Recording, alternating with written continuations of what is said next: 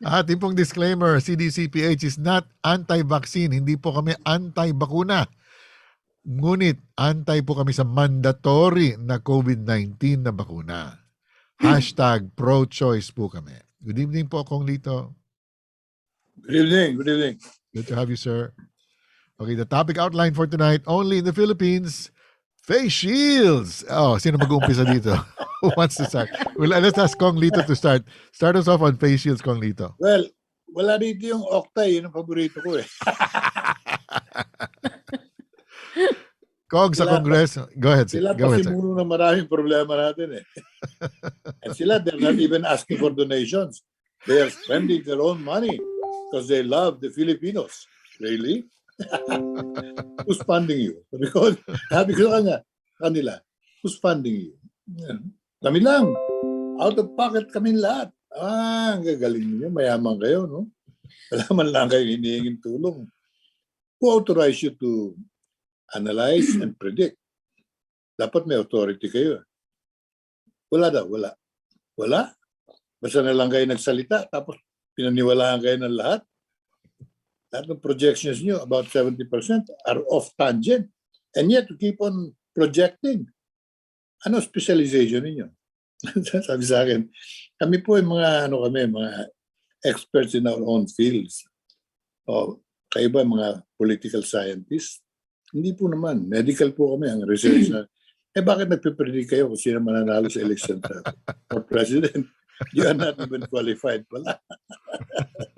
Anyway, I'd like to congratulate all of you for sustaining this effort to inform our people. Because yung lack of information and fear, combining the two, paralyzes the nation. And right now, we are paralyzed with fear. Ang ating mga kababayan, talagang, pag sinabi mo, halika, mag-meeting tayo. Naku, hindi, wag. Ayoko lumabas, ayaw ng mga anak ko. Ano ginagawa mo sa bahay? Wala.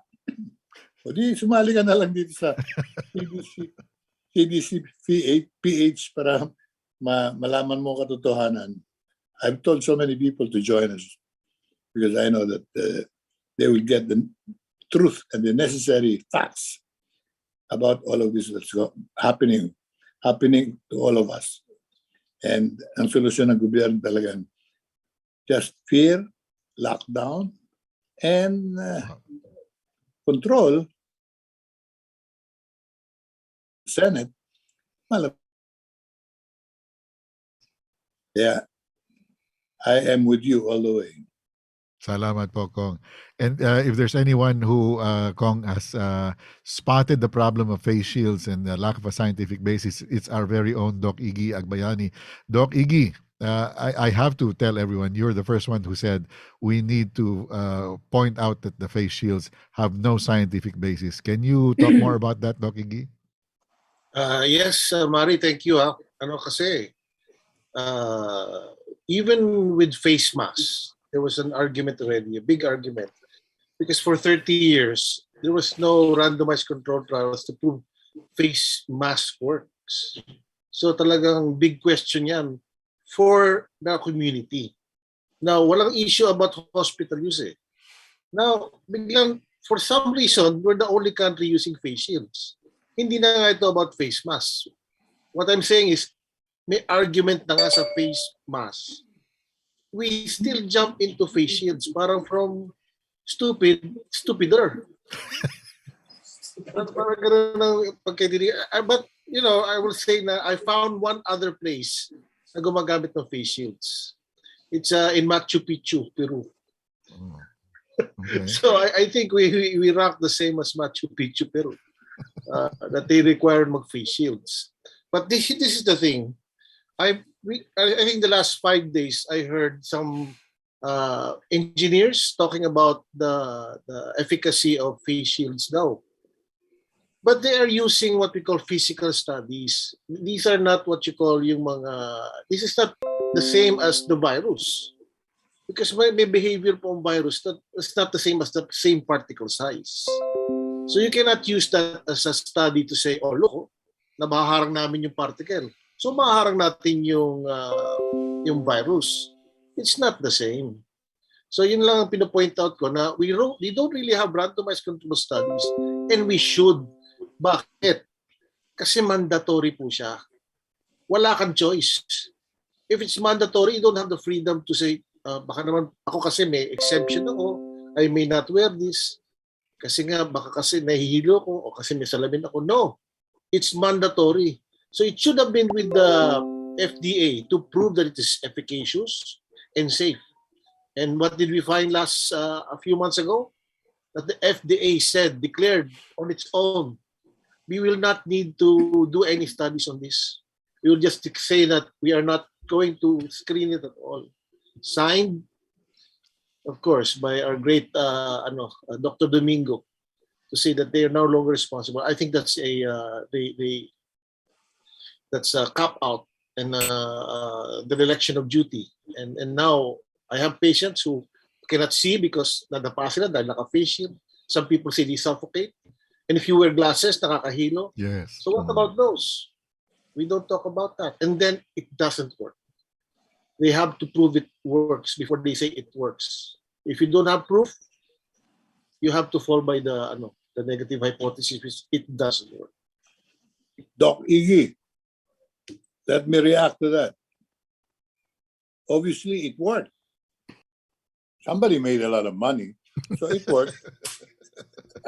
It works only for those who are making money. Yung unang face shield na pinabayaran sa akin, 500 pesos. Wow. Exactly the same ones we're using now. So somebody made a real killing out of the face shields. 500. Bumaba ng 300, 250, 200, 100, 120. Ngayon, alam nyo magkano face shield? 10 piso. 3 pesos na lang. Obviously, they're really unloading whatever warehouses they filled up with face shield. 3 pesos na lang. Paano yun? Paano yung sinigil nyo ng 500, 300, 200? So, successful in making money for some people. Unfortunately. Doc Iggy, the problem is that we have people like Dr. Ana Ong Lim, who is supporting the use of face shields, who says, if you have a mask, what's wrong with adding an additional protective layer in the form of a face shield? So, ganun pala, di ba natin magdagdag ng Ivermectin? I mean, let's add something. I mean, para naman, your double standard kayo eh. Sabihin nyo, nakakatulong itong Ivermectin sa ganito. But don't use it because ganito, you don't think you have enough. But when it comes to mask, as if parang you don't need proof because it's used somewhere else and you can also use it for as a mandatory face shield in the community. So it doesn't work. And then again, doesn't PPE work? So why doesn't she wear the PPE in the community when she goes shopping, when she goes to the grocery? Proof us that you would do that because it's cumbersome, it costs billions. Kasi dami pong gumagamit. It's not cheap for most Filipinos. It's not something that you just say use because it seems to work. Believe me, I don't even use a face shield in the operating room. Kasi may glasses na ako eh. Why should I? So if blood splatters, I don't use a face shield because I have glasses already. So the same thing. There are some practicalities to use these things. All right, Ellie, gusto mong basahin yung nakalagay sa ating screen? Yes, face shields are not as effective at protecting you or the people around you from respiratory droplets. Face shields are only an alternative for people who are not advised to wear masks from the U.S. Centers for Disease Control and Prevention, or CDC. I'm shocked. This is a screenshot from CNN Philippines. CNN Philippines na yan nagsasabi, and we know how protective the CNN Philippines has been of the DOH and FDA. But what's your next slide? Sige. Senate question. I'll read it. Senate questions DOH over continued use of face shields in the Philippines without the WHO recommendation. In fact, it doesn't even have Philippine FDA approval. It's not authorized by the Philippine FDA. And yet it's mandatory. Okay, so any last words, Doc Iggy, on the face shields? And Kong dito. Well, we have been fighting this issue in Congress. Most of the congressmen already strongly feel and advising government, do not force people to wear face shields because it's not necessary. Yan ang general sentiment sa lower house. So I have nothing else to add because I know we already found out why are they forcing people to still use face shield. The inventory is so big and so huge. They want to dispose of all of this. Okay, so I guess that's the bottom line, ano, Doc Iggy? Mukhang hindi mawawala ang face shields hanggat maubos yung stock nila sa warehouse. That's the sad part of it. It's always the Yes. people. But di ba, Maria, we posted something about, I think it was one of the Facebook posts, na it's in your face. Sabi ni one of those car enthusiasts, what's his name? I forgot. Anyway, Deacon, I think. Yeah, si James. James Deacon. James Deacon, okay.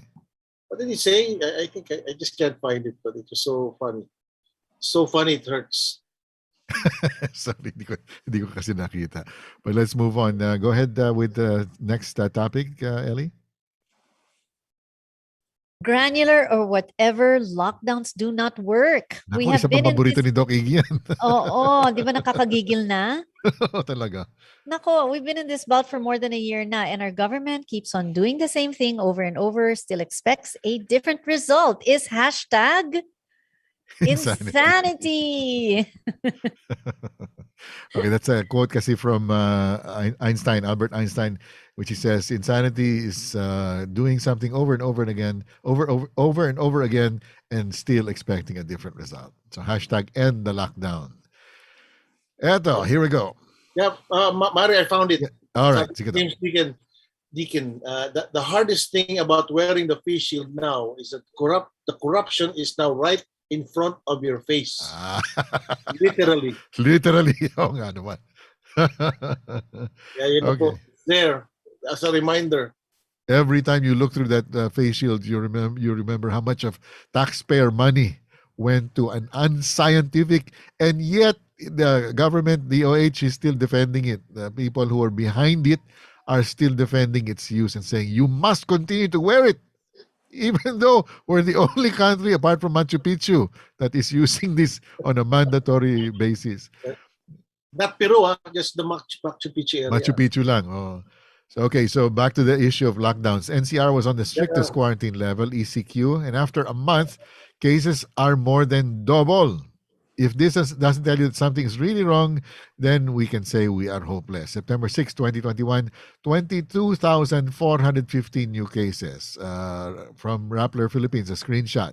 Philippines logs 10,623 new COVID-19 cases, the highest since April 17. That was dated August 6, 2021. August 6, 2021, 10,623. Same thing. So, Doc, balik na naman tayo rito. Since last year pa, naka-lockdown na tayo, at ang sabi sa atin, 2 weeks to flatten the curve. It's already 18 months. Mukhang pataas pa rin ng pataas ang curve. And we've been on lockdown for much of that time. What's wrong with this scenario? Yeah, and it's so funny na, di ba, I think that was yesterday, may drama. Nagsalita si Harry Roque saying parang it was this admonition of these doctors who wanted to tighten even more the lockdowns. We should restrict even more. So I think everyone's feeling the pressure. Malacanang is feeling the pressure. And the doctors are not feeling the pressure. There's something wrong. I think the doctors are, they should actually feel the people. Talaga po nagigihirap na ang Pilipino sa lockdown eh. And hindi naman po sa na I don't care about the hospitalizations. I care about the hospitalizations. We do our best to treat them. Kaya lang, I think you're barking on the wrong tree. Adding more lockdowns apparently doesn't work. So my point is you're doing this sacrifice, costing billions of citizens' money. By stopping their business, people are getting fired because of the fail of business. And you still think it works. already more than 30 studies, and these are empirical studies that show lockdowns don't work. Other things work. I'm not saying that, for example, social distancing does work. Avoiding big crowds does work. Pero yung schools, employment, or even yung restaurants, limiting them to 10%, I think that this is really has been proven not to work already. All right. We need to add another very very pressured doctor to this discussion, Dr. Homer Lim, our current president. Doc Homer, good Hi. evening po. Good evening. Good evening po sa lahat ng nakikinig. So just want to add something on the, why lockdowns don't work in our case, no? Kasi because we're only doing one thing, testing. That's it. What we do is just test. After testing, you're supposed to trace, right?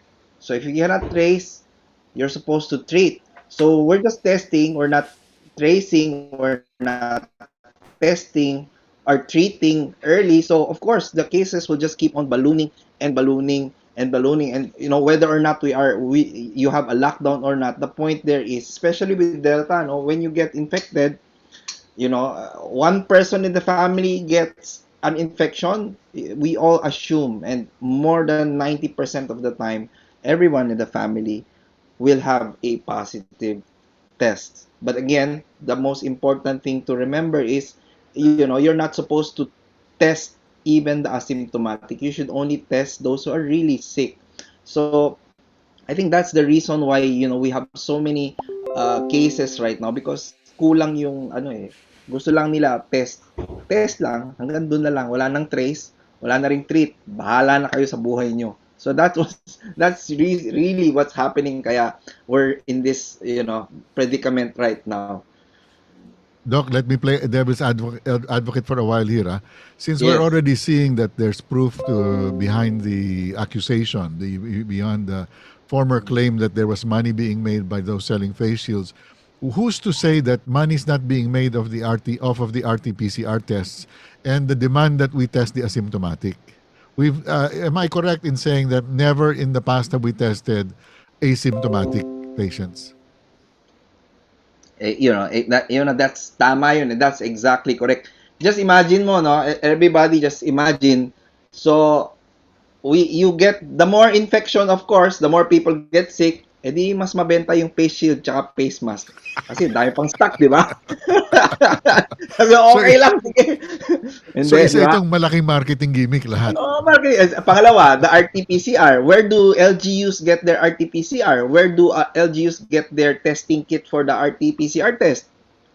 Guess who? Oh. Sabihin mo na, Same Doc. Sabihin mo people. na. Same people. Because it's the DOH who are selling to the LGUs these RT-PCR machines as well as these test kits for the RT-PCR. Very quickly lang, Doc. Can we talk about very quickly and as in layman's terms as possible, as much as possible, yung RT-PCR and cycle thresholds? Yan. So, pag sinabi nating yung RT-PCR, ang ginagawa, kukunin ka ng sample, laway or swab sa ilong, no? So, and then itetest yun. Paano tinetest? Chine-check niya or binibilang niya how many, kumbaga, papadamihin niya yung tinatawag nating RNA ng virus. So, parang imumultiply niya. Kumbaga sa isi-xerox niya ng maraming beses. So, yung pag sinabi nating cycle threshold, they are making photocopies of that RNA segment 35 times. Of course, sabi nga din ng CDC, the more na ginagawa mo yan or yung photocopying it or photocopying it the RNA segments, the more likely nagiging false positive yung resulta. So that is what the reason why sabi ng iba, it should be lower than 35. Dapat mga 28, 25 para hindi sumobran dami yung false negative. So ang dapat na cycle threshold for the RT-PCR test is 28. But what are we cycling at here in the Philippines? Yeah. From what I have gathered, it's even more than 35. Kasi yung mga machines, no, they are following the manufacturer's recommendation. So some of them are running actually after 40 na nga 40 yung iba. So which is yielding us a lot of false positives. Yes. So just to remind everyone, no, yung United States CDC, no? Hindi CDC PH, no? United States CDC, no? Already came out with a memo to all the laboratories in the United States stating that starting January 1, wala ng RT-PCR. You have to find a test na magte-test ng separating COVID and influenza. So what does that tell us? Ibig sabihin, maraming RT-PCR positive, hindi naman pala COVID. It was Flu lang. actually flu lang pala. So even CDC is now, tatapon na nila yung RT-PCR, sinabi niya, ayaw na namin ng RT-PCR. We have to find a test, which we have already, that will, kumbaga, ma-identify kung COVID ba talaga yan or influenza. Hindi lang COVID test. No? So parang 2-in-1 na siya. Kong Lito, do we see the possibility of any investigation into the RT-PCR testing in the Congress? Maybe we should. But the thing is, sabi mo nga, Mari, alam na natin eh. So, kailangan lang siguro pakalatin natin yung katotohanan. I got a very interesting text from a friend from the United States. Talk about the United States. Sabi sa akin, why are you allowing your government to keep on locking down the people? Right. Here in the United States, we've had a big problem. We lost a lot of lives. Totoo naman, di ba? Yes. Now, we are locking down and going after the virus in every way. Not the people. We're locking down the virus. But in the Philippines, you're allowing yourselves. Government is locking down the people while the virus is not even attended to. And government does not provide the people with ways to defeat the virus. Tama. Makes you think, ano nga ba ito nangyayari sa atin dito? Baligtad, ano? Mm-hmm. Kaya hindi bumababa ang kaso dahil yung virus is rampaging, ang tao ang pinipigil. Huwag kayong lalabas. Sabi ng mga kaibigan ko, ayoko lumabas dahil maraming virus sa labas. Ulol. Sabi ko, kalimutan. Naniniwala kasi siya sabi ng gobyerno palagi. Ayan. Nagkakasakit ka tuloy. Tumalala yung mga problema mo. Get out and exercise. Nung bawal yung exercise, sabi ko, huwag ka sumunod. Mag-exercise ka. Kailangan mo ng exercise eh. Pero mo, bawal mag-exercise yung mga matatanda. Ang dami kong kaibigan, lumala ang mga sakit dahil hindi nag-exercise. So you can see that tama yung komentaryo sa akin na nakakapagpaisip at nakakagalit. Why are you allowing in the Philippines people to be locked down always? The virus is not even attended to. Tama naman. Kaya yun ang kailangan na malaman ng ating mga mamamayan. Tayong lahat, in every way we can, we should tell our people the facts of all of these issues.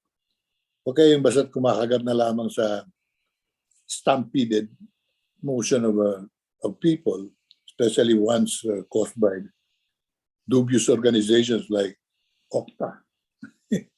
Pag sinabi ng Okta, naku, dami mamamatay next month. Takot ng tao, sabi natin Okta.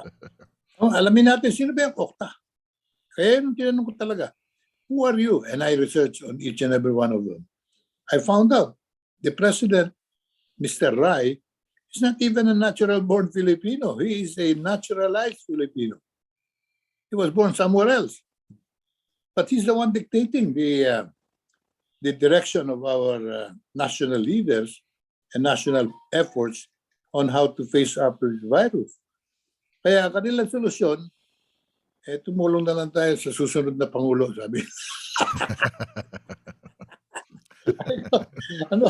ano ka ba, Mr. Rai? Are you a political scientist or a medical expert? Lalo na on epidemics. Sabi niya, well, I am a political scientist. What are you doing with the medical and epidemic analysis? Kung ikaw ay politiko pala. Pare-pareho tayo.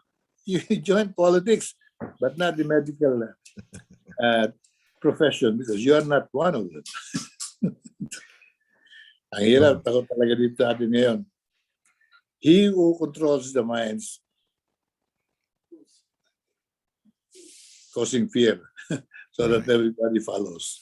Right, exactly. It was really chilling, Kong, to hear the task force chief talk about the situation. He says, and said he actually said, "We lack the security forces to do what needs to be done."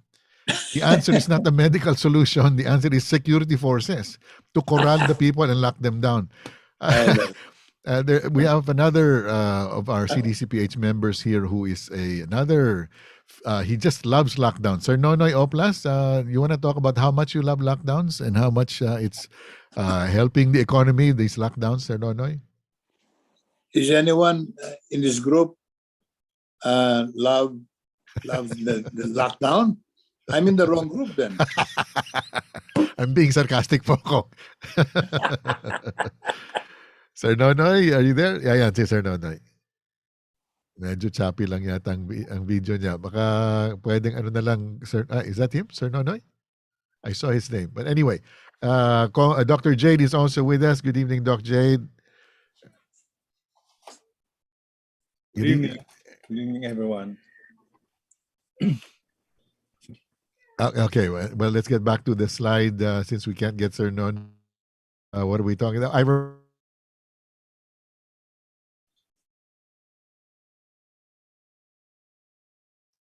Oops, sorry. Ivermectin saves lives. 150,000 plus COVID patients by a very group of doctors in. Imagine. Hashtag no one needs to die. No one needs to die. Right. So this is a very unscientific guesstimate, no? But it's I think it might be even on the conservative side. Our group collectively treated. This is a very small group. It doesn't mean all of the CDC PH. It's only referring to 2 doctors specifically and 1 layperson. So our group collectively treated more than 150,000 COVID patients. The majority are in the early stages, with mild and moderate symptoms. And for severe patients, we put them on different therapies such as leronlimab. However, because leronlimab is only available through CSP, we tend to, because the government is, to be honest, I've spoken to people who are involved in bringing in leronlimab. Hirap na hirap sila talaga. Pinapahirapan sila ng husto ng FDA. It's not easy to get this, even though it is a very effective treatment. We've seen it work now on former President Erap, and we've seen it work on another severe to critical government official, no, who we will not name for now. Doc Homer, you want to talk a little bit about leronlimab very brief, or do we have that later? Yeah, Ellie. yeah. Sige, mamaya na lang natin pag-usapan. Let's go to this comment on the screen. It reads, Doctora, we have a patient who is in Asian hospital, 70 years old, 70 years old female, 14th hospital day. O2 saturation down to 48%. She was given remdesivir for 10 days and then tocilizumab, and the patient still deteriorated. Okay? Remdesivir na yan, 14 days in the hospital, O2 saturation down to 48%. Binigyan na siya ng tocilizumab, lumala pa rin. She was still deteriorating. We suggested to the attending physician to give 8 capsules of ivermectin 15 milligrams through NGT as patient was intubated and sedated. The attending physician was hesitant but allowed it anyway. Next day, the O2 saturation was up to 90%. Last night was the 3rd time they gave 8 capsules of ivermectin. Just now, they called me and the O2 saturation is now at 97%. Amazing, Doktora. Sabi, nakakaiyak po. Totoo po, nakakaiyak pag iniisip mo kung ilang tao hindi binigyan ng ivermectin na pwede sana bigyan, sana buhay pa sila hanggang ngayon. No? Ellie, you want to read the next set of comments? Sure. With the drug that you sent me, we were able to save 1 life already. Mayor Genova's eldest sister who turned positive got healed only 3 days after taking ivermectin na binigay ko. Thank God and thank you. Let's see. Okay. Okay, Excuse me. News. Let me Yes, add a little more. Huh? Yes, go on. On my own, in my office, we help those in need from the lower levels, sa mga mahihirap, na talagang hindi nga makapasok ng ospital na eh. We give them immediately ivermectin. And we tell them how to handle it correctly and for them to immediately take it. Maski na hindi sabihin ng doktor, dahil kumisan ayaw daw ng doktor. Siyempre, kukonsultahin nila yung kanilang doktor na kaibigan. Ay, naku, kung gamitin yan. Sabi ko, I personally, I'm overruling that opinion. Inumin mo yung Ivermectin, maniwala ka sa akin, gagaling ka. Right now, I've given thousands of Ivermectin tablets to poor people from the barangays, and all of them benefited from it. I say that with total conviction of facts and truth. Yes. It works, and nobody can dispute that. Now again, baka tayo nabibiktima ng commercialization sapagkat matindi ang kampanya ng pharmaceuticals, the big ones, especially the wealthy ones. They're trying to discredit Ivermectin. Ito raw ay talagang hindi epektibo, panghayop, and all this bullshit. So you had your own conviction and beliefs. At sinasabi ko na lang, basta ikaw para dalang kita ng Ivermectin. Kung gusto mong maniwala doon sa mga nagdinegosyo sa mamahaling gamot, problema mo yan. At ako sinasabi ko, uminom ka na nga ng Ivermectin, gagaling ka. Wala kaming negative result. Wala kaming namatay, in fact eh. Right. Lahat gumaling. Kung ano pa gusto mong clinical test, ang test ko yung sa namin. At dalawa pa kami nagbibigay, pati yung misis ko nagbibigay din sa mga miyembro namin na aktibo sa community. Sila mismo na nahahawa. Tumutulong din siya sa pamamagitan ng Ivermectin. Lahat sila natutulungan. Pero hindi natin makukumbinsi ang FDA. They're waiting for something else. I don't know what they're waiting for, but based on the investigations now coming out, they're waiting for someone or something so that they will be convinced. But right now, hindi natin makukumbinsi yan. Secretary Duque have to rely on our own judgment and our own experiences. Ivermectin works. Anybody who says not, wala kang basis niyan, kundi yung paid press release ng pharmaceuticals. Okay, salamat po. Si Doc Iggy, I would just like to nominate Congressman Lito Atienza for an honorary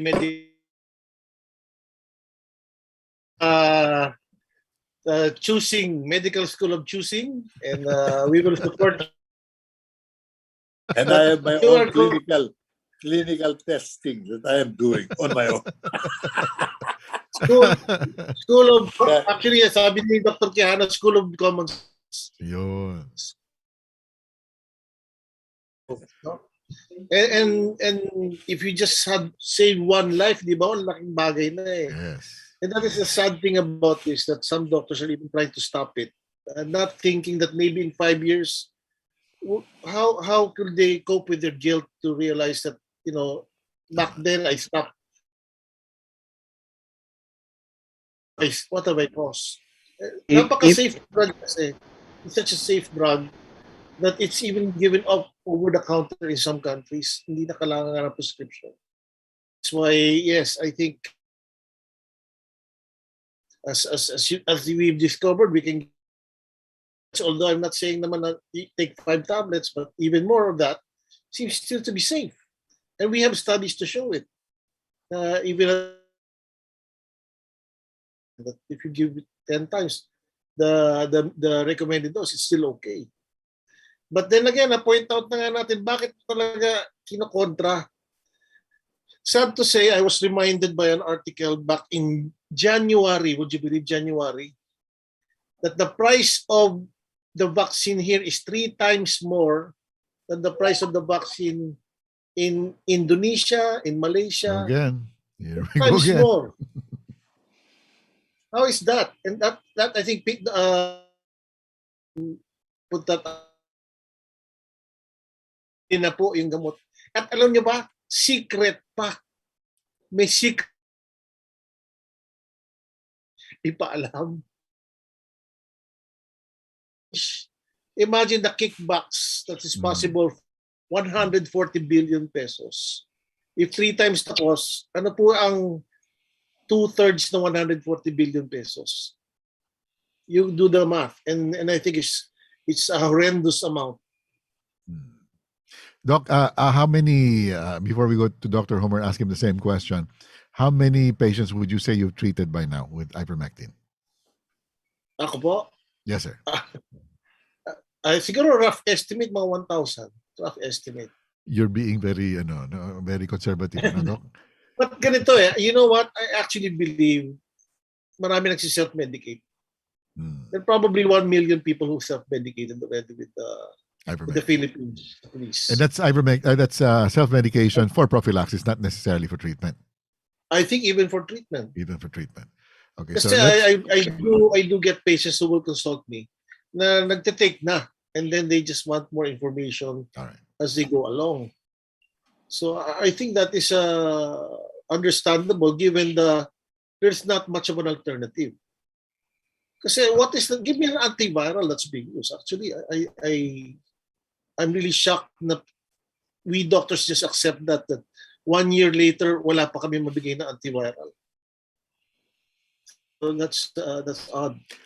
Okay, so Doc, out of the 1,000 that you've treated, and again, that's being conservative, you're muted, Doc, how many have died?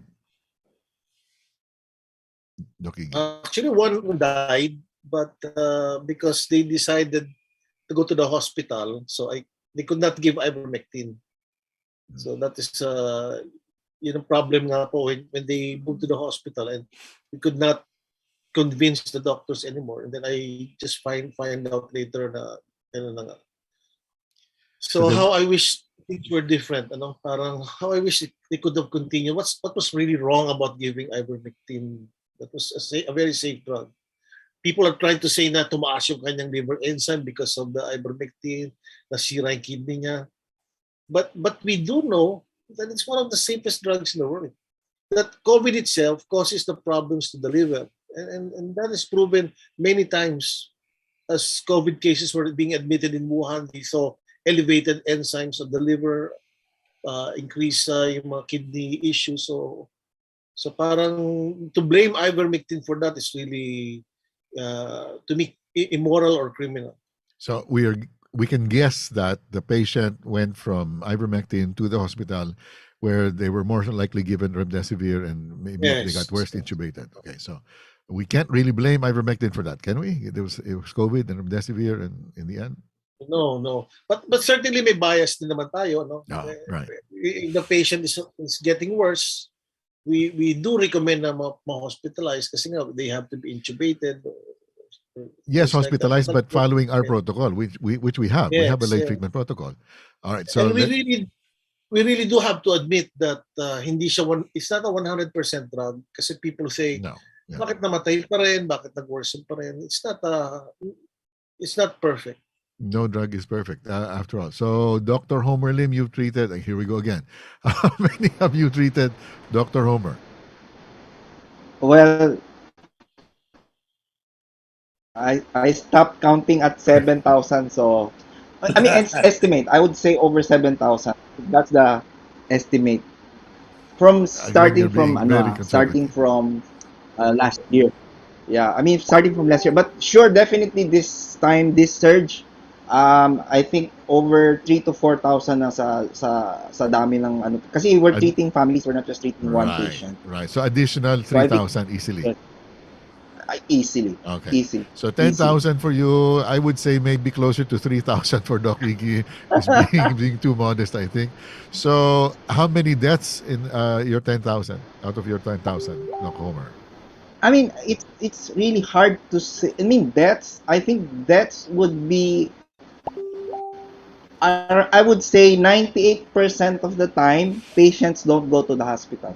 So if they don't go to the hospital, then you know that they're not dying.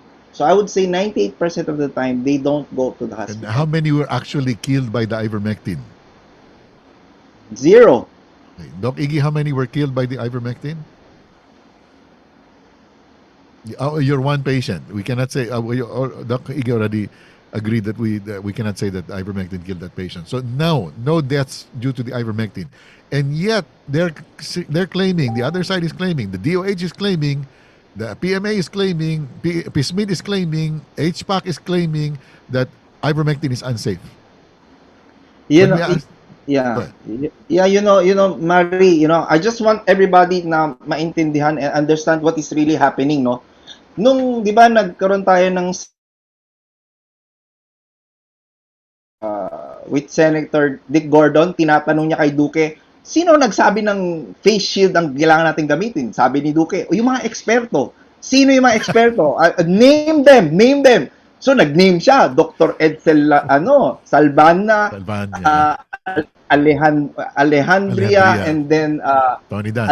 Alejandria, and then Dance. You know what? My jaw, yung jaw ko dropped. It didn't drop to the floor. It dropped to the ninth level of hell.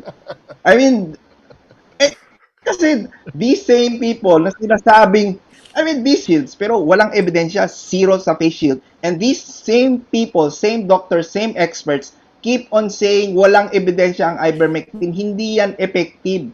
'Di ba? Parang nasaan?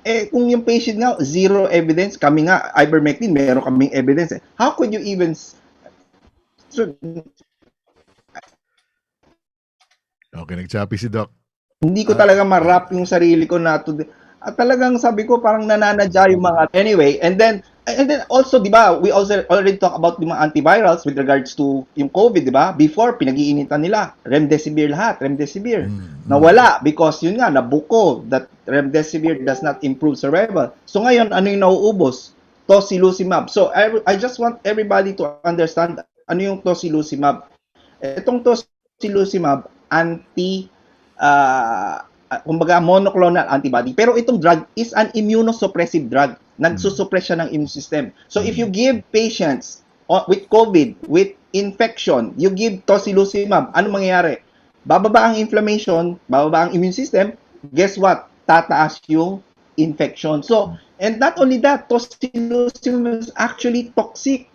It is toxic to the liver. It's toxic to the kidneys. And studies have shown, clinical trials, again, the clinical trials said, walang benefit. There's no improvement in mortality. Same as what has happened to remdesivir. So why are people going back and forth trying to get, tocilizumab na from 30,000 ngayon, magano? 70,000? 90,000 parang.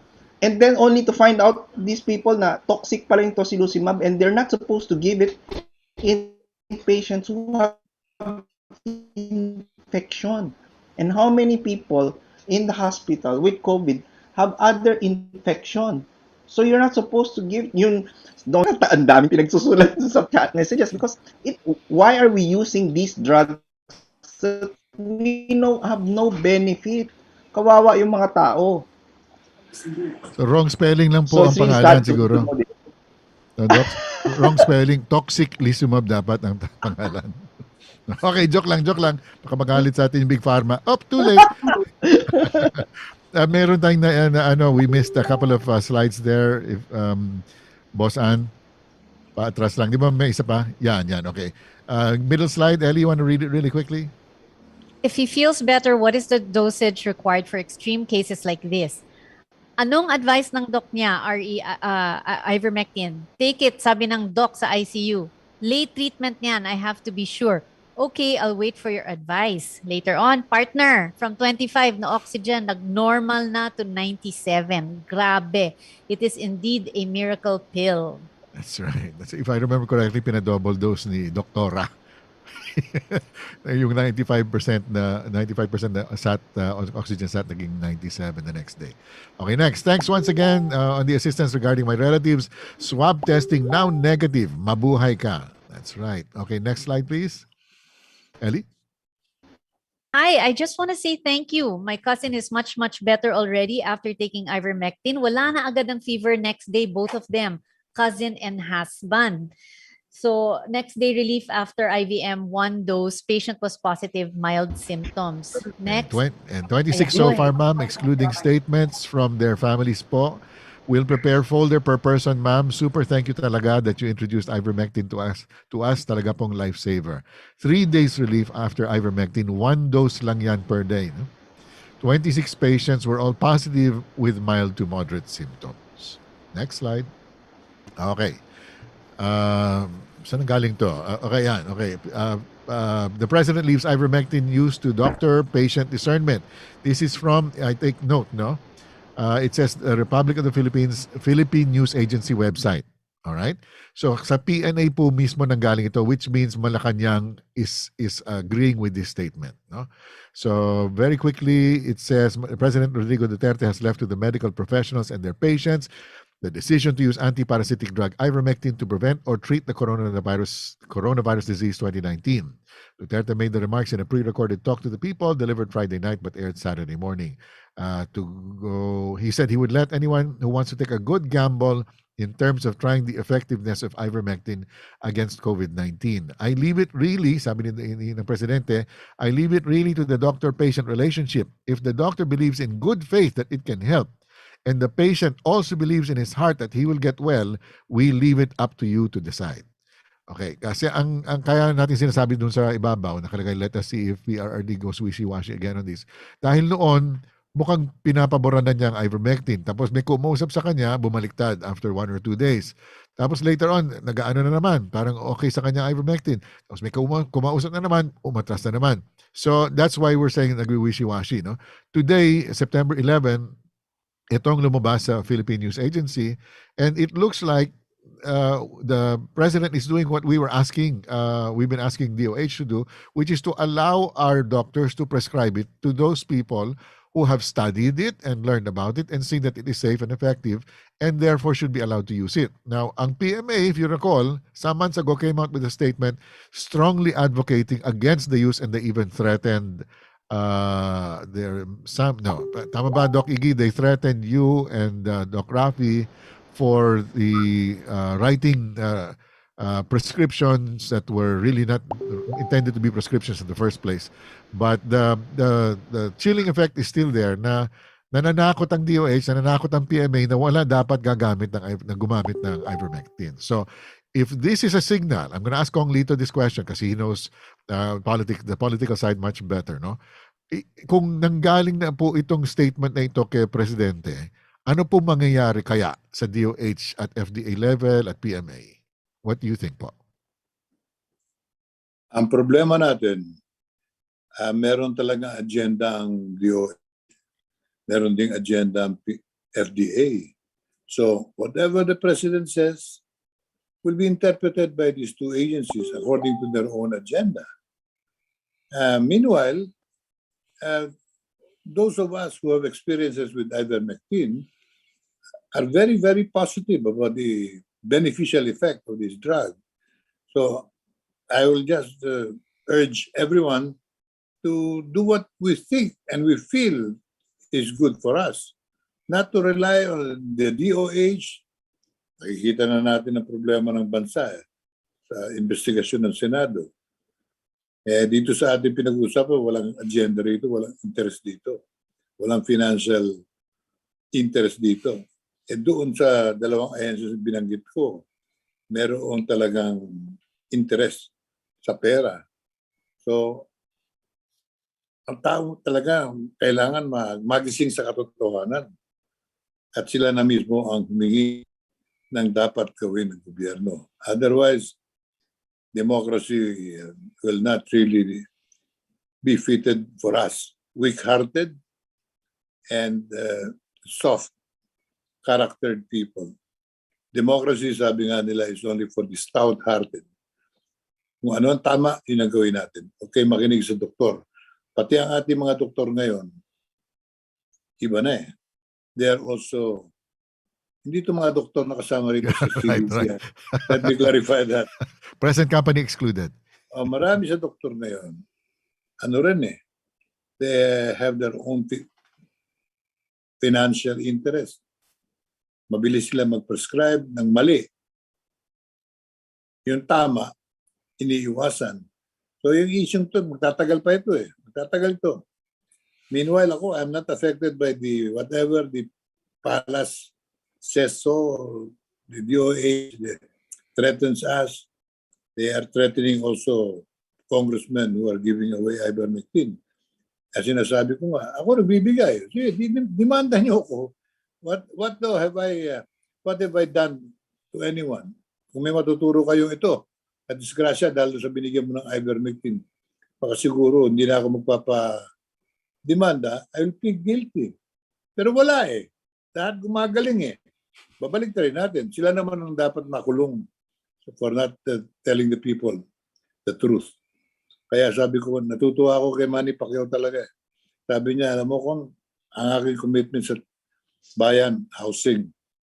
But the biggest house that I will build the biggest house. Ito po yung tatawagin kong MP house. Mega Philippines. Bakit ba natawagin ka na? Diyan ko ikukulong lahat yung mga magnanakaw sa gobyerno. Sa bahay niya. Magsama-sama kayong lahat dyan. I Okay. don't know. Our problem is complicated and gets more complicated every day because we're not talking in the same level. Government people are talking from whatever interest they have. So we cannot agree on the face shield. We cannot agree on the ivermectin issue. We cannot agree on the lockdown issue because sila nakikinabang sila. Whatever it is that they're gaining now, they don't want to give up. So it's for us to really decide and demand from government. I hope one day we all wake up to reality and we demand for the same thing. And that's freedom to choose our own safety measures. Magpalakas tayo ng ating resistance. Hindi natin naririnig sa gobyerno yan. Yung pagkain lang malunggay at saka yung mga magpa-araw kayo, mag-exercise kayo, minom kayo ng vitamin C. Hindi natin naririnig sa gobyerno yan. Ang naririnig natin sa gobyerno, yung Yantok Mindoro, hawak-hawak nila. Sumunod kayo kundi papaluin namin kayo nito. Kaya saan tayo pupunta nito? That's right. We really have to educate our people. Our people are so timid and so cowed and they're just ready to follow whatever is being dictated to them. Parang masira ang karakter ng Pilipino dun sa mga sunod-sunod na dagok. Pailali pa tayo sa martial law. Well, I'm happy to tell you kung nakasama po natin ang Amazona ng mga doktora ng Pilipinas, si Professor Jody Dalmacion. And if Professor Jody, we can prepare Professor Jody to answer this question. I'm going to throw it to her as well as to our doctors, Doc Iggy, Doc Jade, Doc Homer. Ang naririnig ko po is mahina daw po ang benta ng ivermectin sa Mercury at Watsons. Professor Jody, what do you think? Why is this happening po? Kung talagang tama po tayo na kailangan ng Pilipino ang ivermectin, why is it daw na mahina po ang benta ng ivermectin sa Watsons at Mercury? Kasi Jody? good evening to everyone. Kasi nga ho, maski yung pharmacies, they have reduced our prescription. Kasi katulad ni Dr.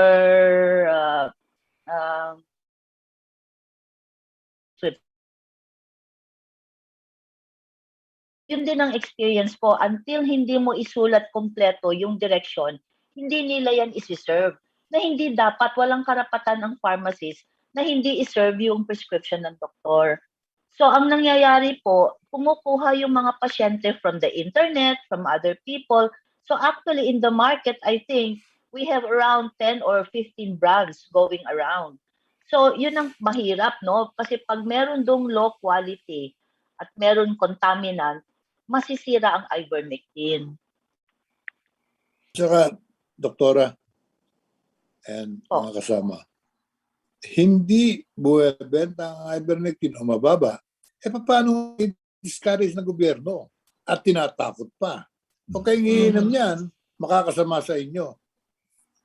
I cannot expect the poor especially to not to believe government when it's government itself misdirecting him.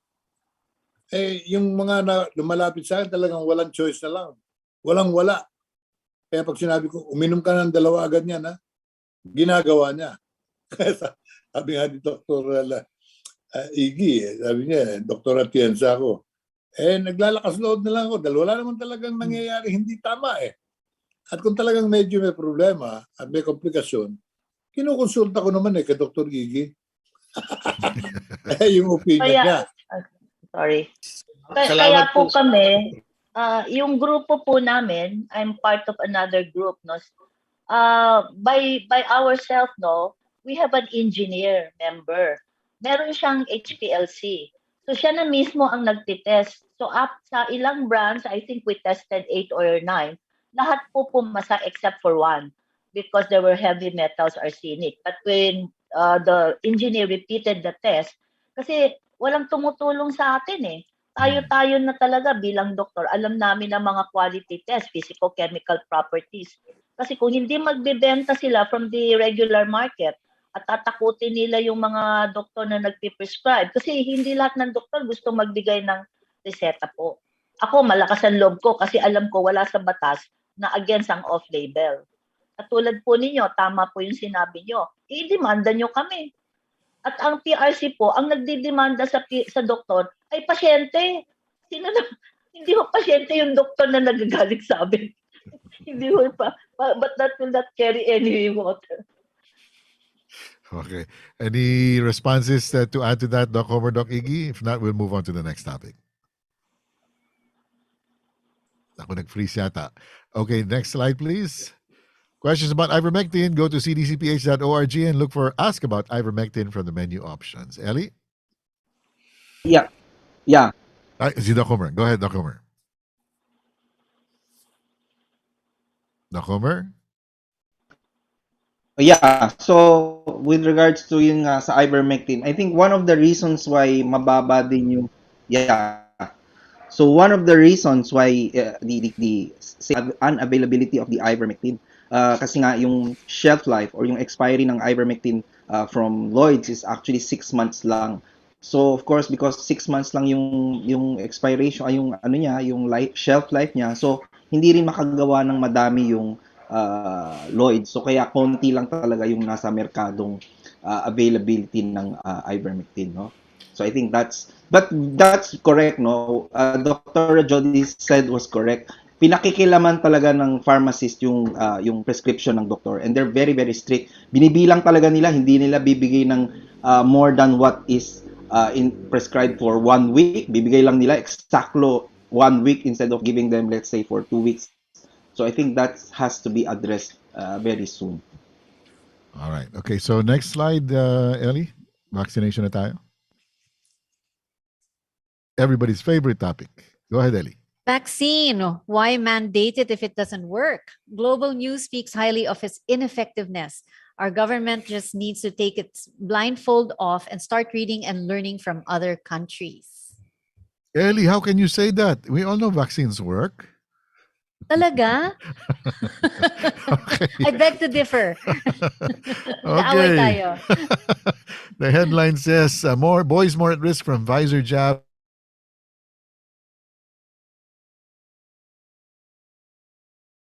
Jab side effect than COVID, suggests study. The U.S. researchers say teenagers are more likely to get vaccine-related myocarditis than end up in the hospital with COVID. So mas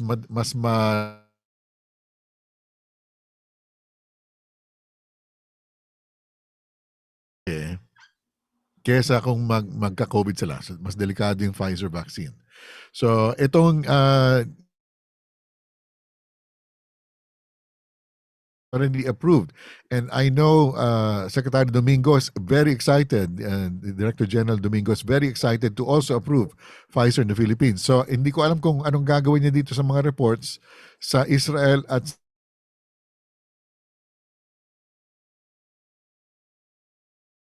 impact that Doc Jody, of course, and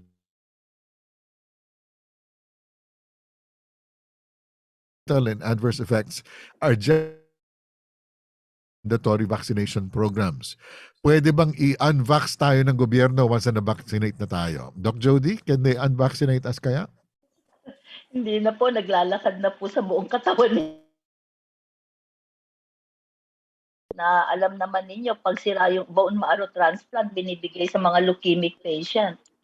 Kasi yun ang nasisira sa ano. So, maybe I can show some, I'll try, Okay. Kaya mo yan, Doc. Kaya ko yan. I have faith in you. Pero since, nakikita po nyo. Yes po. Pa-full screen na lang po. Okay. Alright. Sige. Full screen. So, like Hamlet, to be vaccinated or not is the question. But I think ito yung problema. Not see the other side, the right side. Tech support. Pwede bang Matulong po tayo sa tech support. Although memoryado ko to kasi okay. ako gumawa. Sige po. Sige po. Pero I'll just try,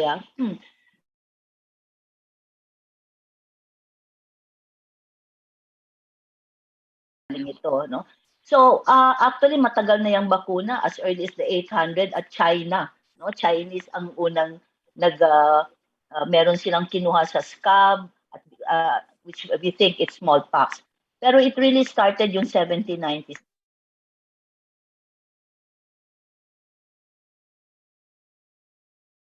Milk sa cow, hindi sila nagkaka-smallpox.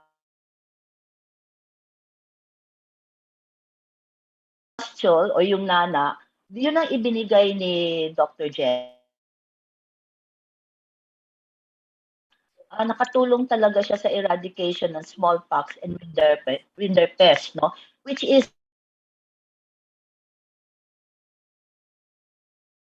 matay ang cattle, wala tayong kakaining beef. And the economy will really, the beef supplier.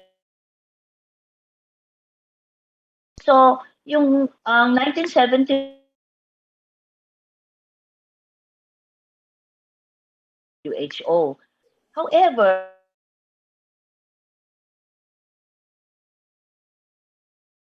may kaakibat or there was an accompanying improvement in housing, clean water, nutrition, and sanitation.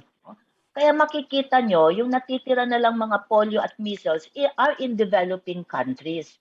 Kasi bukod sa walang bakuna or hindi regular ang vaccination, hindi improve talaga ang sanitation. So, despite, we have to be very clear, it's not only vaccine that help reduce all of these infections. Now, despite, makikita natin hanggang ngayon, 6.6 million children still will die from half of these deaths are caused by pneumonia and diarrhea, which, again, the WHO, CDC, lahat ng developed countries think that it will be vaccination that will address this. So ngayon, merong bagong bakuna, no? Yung pneumococcal conjugate para sa pneumonia sa bata at rotavirus. No? Natandaan niyo yung rotavirus, itinigil yan kasi ang side effect niyan intussusception. Ibig sabihin nun, yung bitukang malaki, pumapasok siya sa bitukang maliit and it can rupture and it can become a surgical condition. No? So binalik yung rotavirus because for diarrheal deaths. Ngunit ang pneumonia vaccine na ito at diarrhea are very difficult vaccines, very difficult to produce, and they are very expensive. At pangalawa, it may not be Hib or Haemophilus influenza that will cause pneumonia among Filipinos or in other countries. So hindi pa rin nila malaman kung magkakaroon ng dramatic effect on non-industrialized countries. No? So, yung polio din, no? Sabi nila eradicated na 'yon, no? Pero nakita nila na yung oral polio, no, mutates and ini-excrete yun ng taong nabigyan ng oral polio. So yung virus na 'yon ay pwede din mapunta sa ibang bata, no, through food or foodborne kasi ang polio at magbigay din siya ng tinatawag na vaccine-related associated paralytic polio. So, ito ay nakikita din pag if you give the polio vaccine in children with nutritional problem. No? Immunodeficient kasi pag poor ang nutrition. So nakita nila the incident or the case, there will be one paralytic polio in 750,000 immunodeficient persons. So, ngayon, ang problema kasi, yung bakuna para sa mga Western world, malaking pera yan. No? Kasi sila ang manufacturer, hindi minamanufacture ang bakuna in any developing countries. So, I will not consider India as a developing country kasi India lang ang nakaka-produce ng vaccine. Ngayon, ang matalino ang India kasi hindi siya nag-sign sa TRIP, no? Which is your trade agreement. Tayong mga Filipino, as usual, when Uncle Sam sneezes, we catch a cold. So pirma tayo ng pirma, hindi ngayon, wala tayong karapatan ngayon magbenta or mag-manufacture pag patented yung drug. So now, this is the good side of the vaccine. But there is warning, katulad nung polio nung 1950, nagkaroon siya ng 250 cases of polio because the vaccine, hindi pala patay ang polio. Kasi yung polio binibigay is the attenuated, no? Attenuated virus yun. Unfortunately, resistant pala yung ibang strain na matatapang sa formalin. So hindi siya namatay, inadvertently na ibigay siya sa mga bata and there was 250 cases of polio from the vaccine. And because of this, they developed another form, no, nagkaroon ng manufacturing changes, and they came up with with other forms of attenuated vaccine. So, sinasabi ko yon kasi wag nating isipin na yung vaccine ay magbibigay ng side effect dahil lang sa mRNA or dahil dun sa attenuated or killed na virus. Pwede yung proseso, no? Kunyari hindi napatay. Pwede din yung lipid particles or vector, yung nagdadala sa loob ng katawan ng bakuna. So the vaccine development, ngayon sasabihin natin, ang bilis-bilis ng vaccine na ito, no? Pero ang vaccine development is a long, complex process, usually running for 10 to 12 years, no? After the polio vaccine accident, yung sinabi ko sa Qatar incident na nakapagbigay sila ng live polio, ay sinabi na ng Amerika noong 1954, no, we will really have to regulate the safety, no, and efficacy of the vaccines that we market. So, yung first step niya, in the first 2 to 4 years, ano pa lang yun, exploratory, no? Isipin mo, ano ba gagamitin ko? Ano ba kalaban ko? Yun ang problema. Itong pandemya na ito, hindi natin kilala mabuti ang kalaban. Bago siya, no? Hindi nga rin natin alam kung hindi siya gain of function result, meaning inano na siya, no? Inalter na siya na maging matapang. So ito yung sinasabi kong vaccine development. No? So you have a preclinical phase and clinical phase. Ngayon, meron kaming rules sa pharmacology. Maski na ang drug safe or effective sa hayop, hindi natin ang pinaka-ultimate, no, experimental animal is still man. Okay?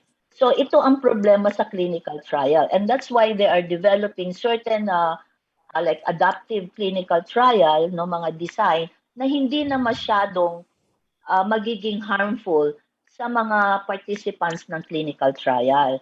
Anong ibig sabihin nito? Kasi sa clinical trial, bibigyan ka ng placebo or bakuna. Okay?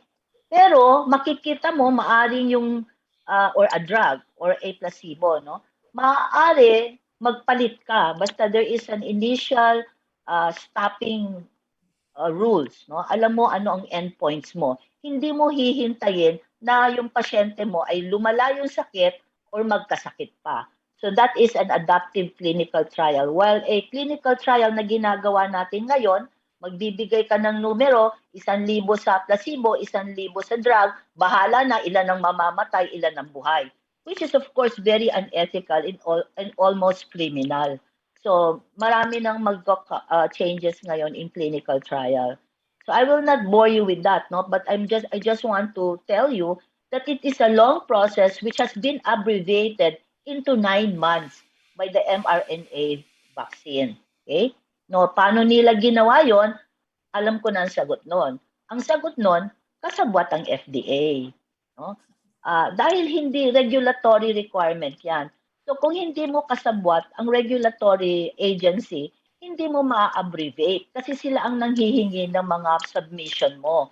So if your submission is incomplete, like there is no reproductive toxicity study, there is no mutagenicity study, there is no carcinogenicity study, hindi mo talaga, wala talagang information ibibigay sa'yo na. Ano ang ibig sabihin ng mutagenicity? Kunyari, hindi siya cancer, no? Iba yung cancer. It's a tumor talaga that is malignant. Mutagenicity is anything that changes your chromosome or your genes, no? And any changes in your gene may not only give you cancer, it can give you Alzheimer, Parkinson disease, or any other diseases. So, ito ngayon yung isang papakita ko sa inyo, yung pinilit na mass immunization noong 1976 or 79 or 40 years ago, no? Nagkaroon ng merong isang, I'm sorry, I think it's not here, no? Merong namatay ng flu, no? And they thought it was going to be, I think I deleted it. Natakot ang Amerika. Sinabi nila agad, magbakuna tayo. It's a new virus. It's called swine flu, no? But there was only one person who died from it, no? So they mandated mass immunization. By the time the immunizations began on October 1, wala pang epidemic na nag-emerge, no? Although nagkaroon ng Legionnaire's disease. And by that time, October 1, 45 million were already vaccinated. And out of this 45 million, 450 people developed Guillain-Barré, which is an ascending neurologic paralysis, no? So, paunti-unti yun, umaakyat yung paralysis mo, no? This was after getting the swine flu vaccine in 1976. Sino nagpili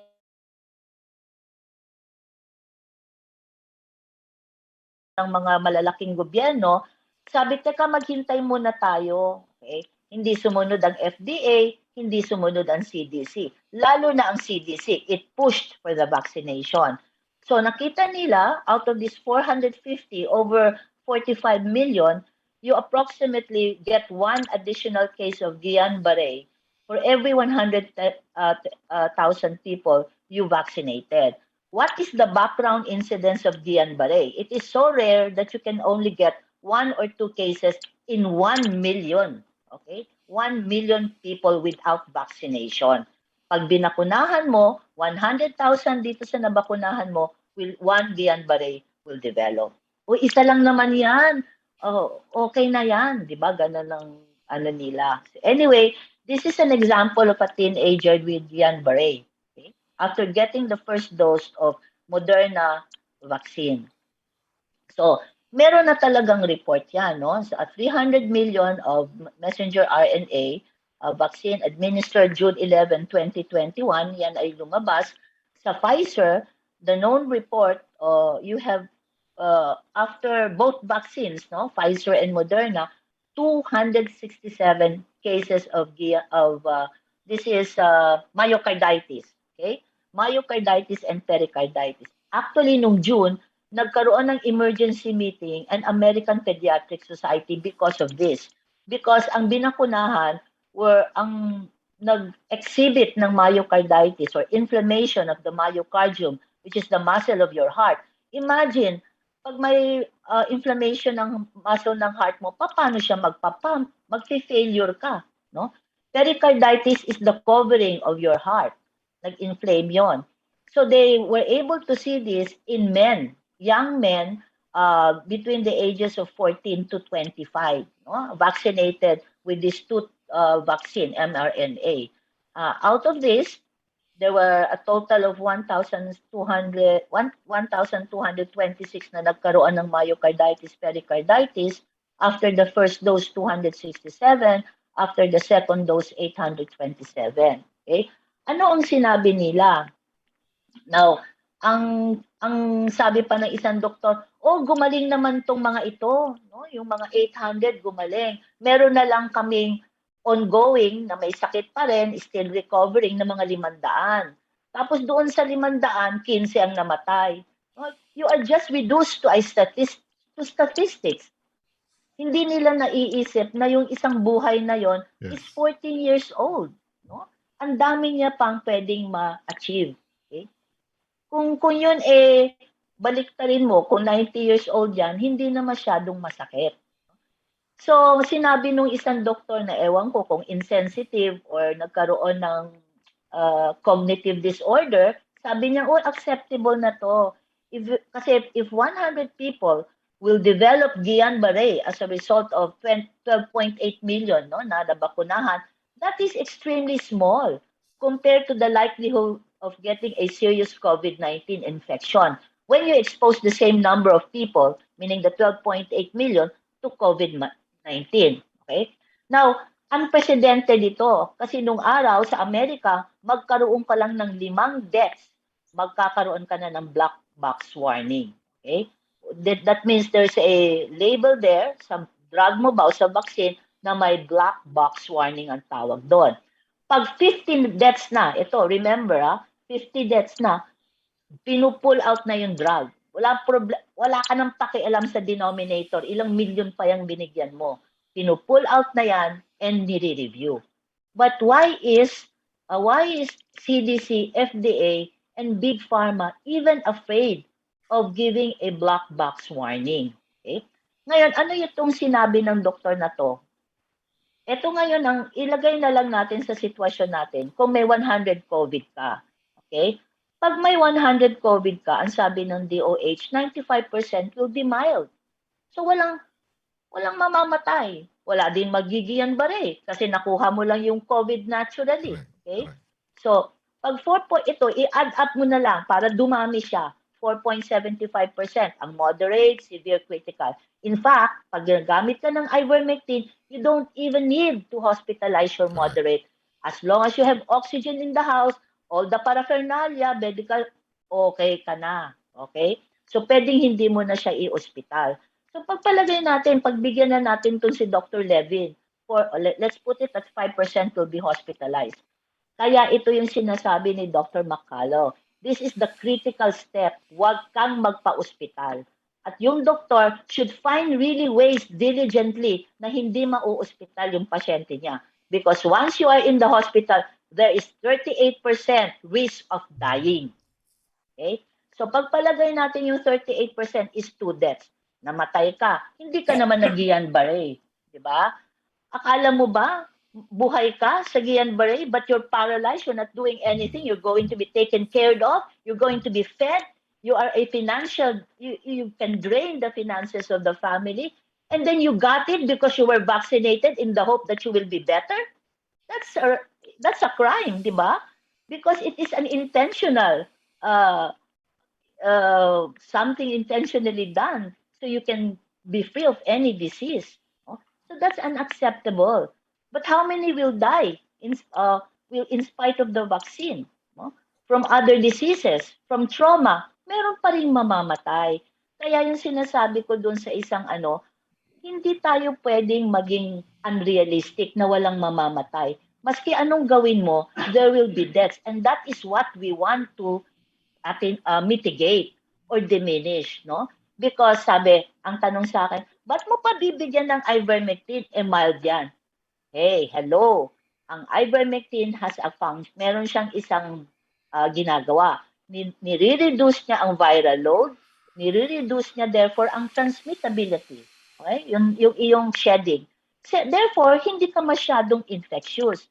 Kasi nakita na yan na the period of infectiousness is very short. Kaya problema talaga itong virus na to. Lalo na ang Delta. 2 to 5 days lang. Yun ang huhulihin ng COVID antigen mo. Kasi yun din ang punto na kailangan mag-isolate ka or uminom ka ng gamot para hindi na dumami ang virus na yan na nagre-replicate exponentially. Hindi arithmetically, it is exponential, meaning it will become trillions in a matter of hours. So, yan ang role ng Ivermectin. You will shorten your early resolution of symptoms because if you're symptomatic, the more you will pass the virus to another person who is susceptible. So, nakita na ninyo, the argument is really untenable. Hindi ko matatanggap ito, no? Na mag-Guillain-Barré ka dahil binakunahan ka.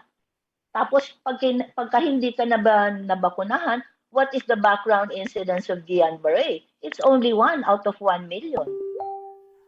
So, ito ngayon yung sinabi nung June 27, 2021 ng FDA for Moderna, natanggap na nila yon. Pero napapansin nyo ba, natatanggap nila yung mga facts and data, but they will make excuses.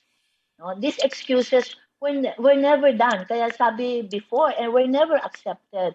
Kaya sabi ni Dr. Peter McCullough, it is unprecedented in medical history. No? So earlier this week, ang sabi ng CDC, sige, meron na talaga kasi 1,200 na to out. Pero 300 million doses of 2 vaccine.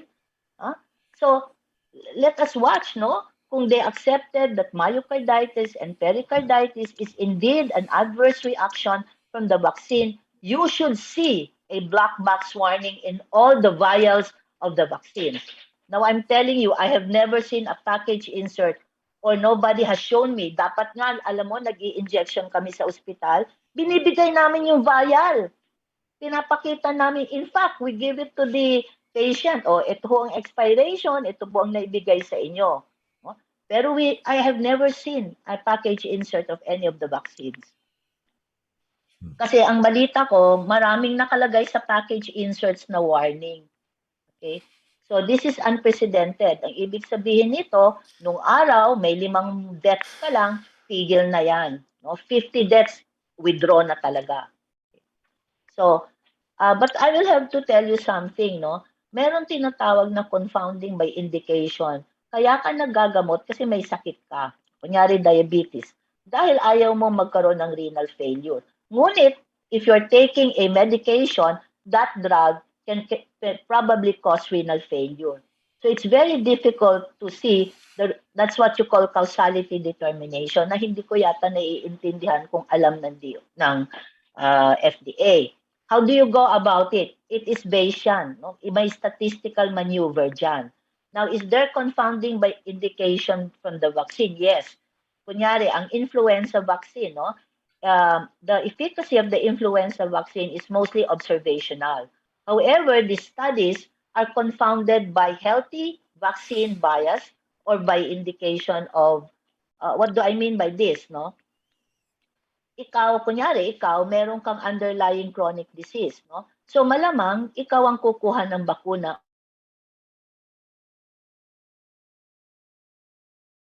Is you may underestimate the efficacy of the vaccine, since less healthy yung population, okay, and the higher risk of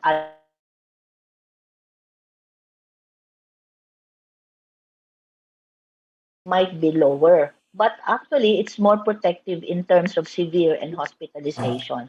Now, there's another confounding by indication. Kung ikaw naman ay healthy, mas concerned ka ba to the annual recommendation of vaccination? And if this is not corrected, you will get your result leading to an overestimation of vaccine efficacy. Ito. So, sinasabi ko ngayon sa inyo, ano ang development ng vaccine. Hindi din siya ganun kalinis. Marami din siyang naging adverse reaction from the manufacturing, from the vaccine itself, from inadvertent administration because of fear of an epidemic. Now, let us look. Ito, mahihilo ka talaga sa finding ng Pfizer kasi paiba-iba sila ng numbers. Kasi ang nangyari, they made the study of more than 16 years pataas, up to 90 years old. Then, by November or by October, sabi nila, dagdagan natin yung pasyente na bibigyan natin ng bakuna ng less than 16, which is 15 to 12 years old. Dapat yun, pag ginagawa mo yun, ihihiwalay mo yung analysis. Isinasama lagi nila sa 43,000 na ito. Na sinabi ko na sa inyo nung una, hindi talaga 43,000 ang pumasok sa clinical trial. Pag hinati nila to sa vaccine group and the placebo group, maraming umalis. In the vaccine group, 304 did not receive the second dose, 100 withdrew, 62 lost to follow-up, 28 developed adverse events, 2 withdrew, and 4 became pregnant, and 1 died. Okay? Four serious reactions occurred na kailangan yung pasyente mismo hindi na nagtuloy. This was because of shoulder injury from the injection site. Probably it was very bad na hindi na niya magalaw. 1 axillary lymphadenopathy, 1 paroxysmal ventricular arrhythmia, which is irregular heart rhythm, and right leg paresthesia na manhid. No? Pero maaaring ito a milder form of Guillain-Barré. No? Kasi it may be just pamamanhid, no? But later that can become paralysis. Hindi na siya nag-continue. Okay? So, you will notice na hindi naman death ang mineasure. No? Di ba sabi nila, it will prevent, no? It's 95% effective for preventing the what I don't anymore, minsan nalihihilo na ako sa conclusion nila kung ano talaga ang prevent nila. Kasi nakita natin na hindi naman talaga napiprevent ang disease or ang infection. So ang sinabi nila, sige, it will prevent severe and hospitalization, severe COVID and hospitalization. But in their study, wala naman silang measurement on death. It's COVID. So under the vaccine group, 8 ang nag-COVID. Under the placebo group, 162 ang nag-COVID. Yan, sinasabi nilang 95% efficacy is in relationship doon sa clinical trial. Pero pag sinabi mo, ano ba talaga ang epekto ng bakuna? Pag ito ay ginamit ko sa population para ma-prevent ang COVID, the vaccine efficacy is only less than 1%. It is not 95%. Okay? So, I will not show you the computation. Ito pala yon, no? So, makikita ninyo na doon sa bakuna, meron kang 0.77%. No? Efficacy lang yan. That's the reduction of COVID. No? Minus 0.038. I'm sorry, placebo yung isa, wala kang ginagawa, kaya mas malaki yung death doon, that's the death of the 95% is only in the study in relationship to those given the vaccine. Pero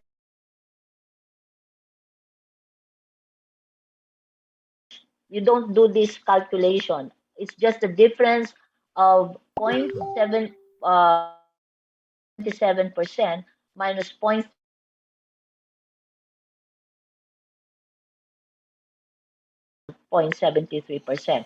Meaning,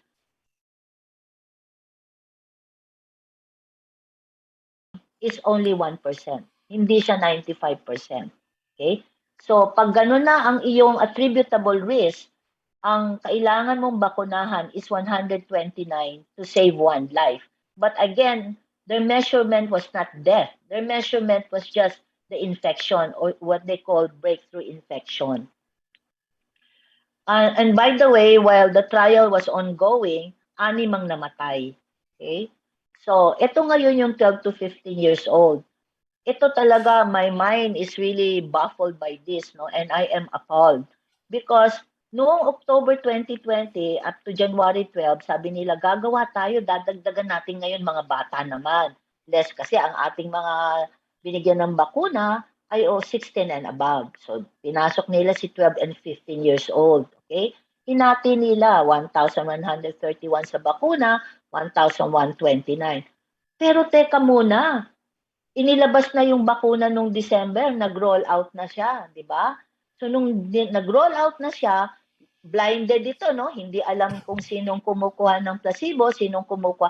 In-unblind nila. Okay? In-unblind.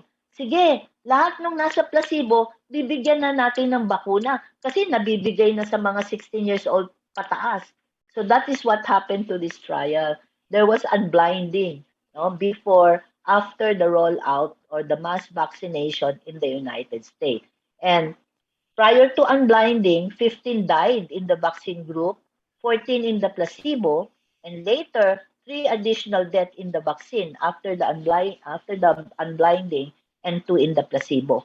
So nag-comment, kasi this is in preprint, nag-comment yung mga, teka, ano ba itong study na to? Bakit ako magbibigay ng bakuna? Wala naman palang improvement in efficacy.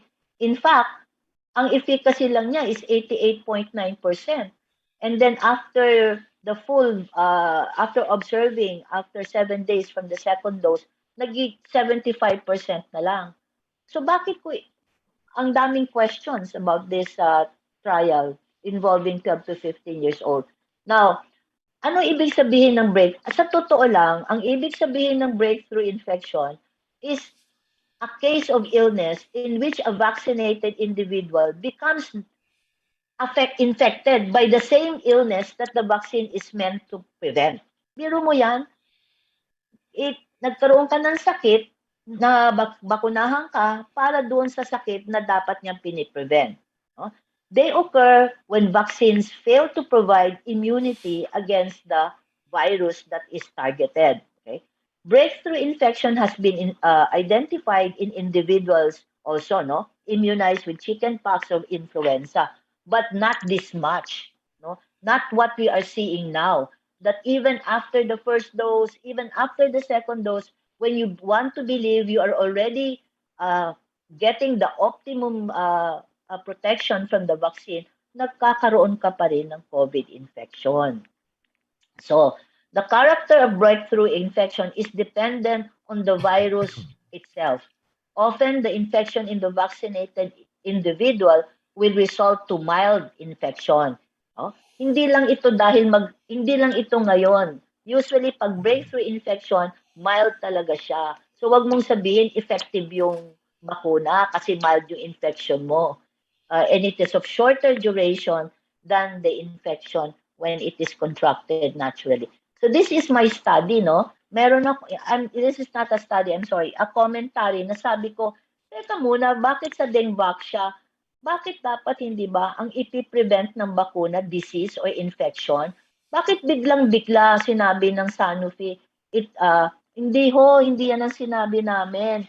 Effective siya kasi it prevents hospitalization and death. Hindi naman dapat yun ang piniprevent ng vaccine, sabi ko. So I made a commentary and I submitted it to the Journal of Tropical Diseases. Sabi ko, sa totoo lang, pag gumagawa ka ng trial, ang hospitalization and deaths are serious adverse event.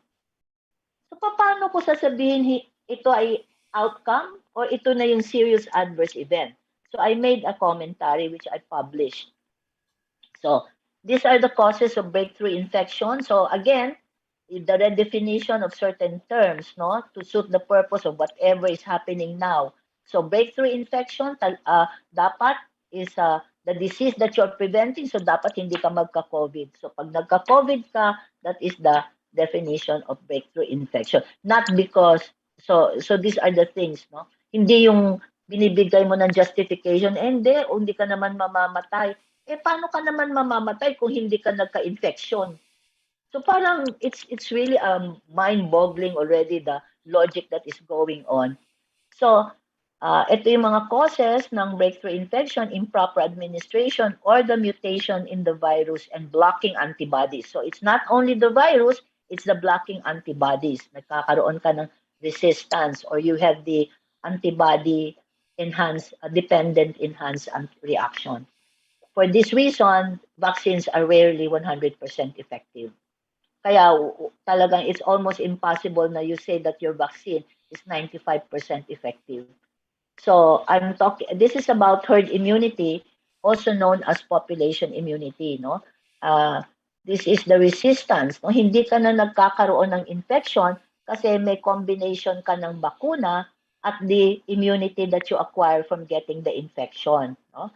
The level of vaccination needed to achieve herd immunity is 83 to 94%.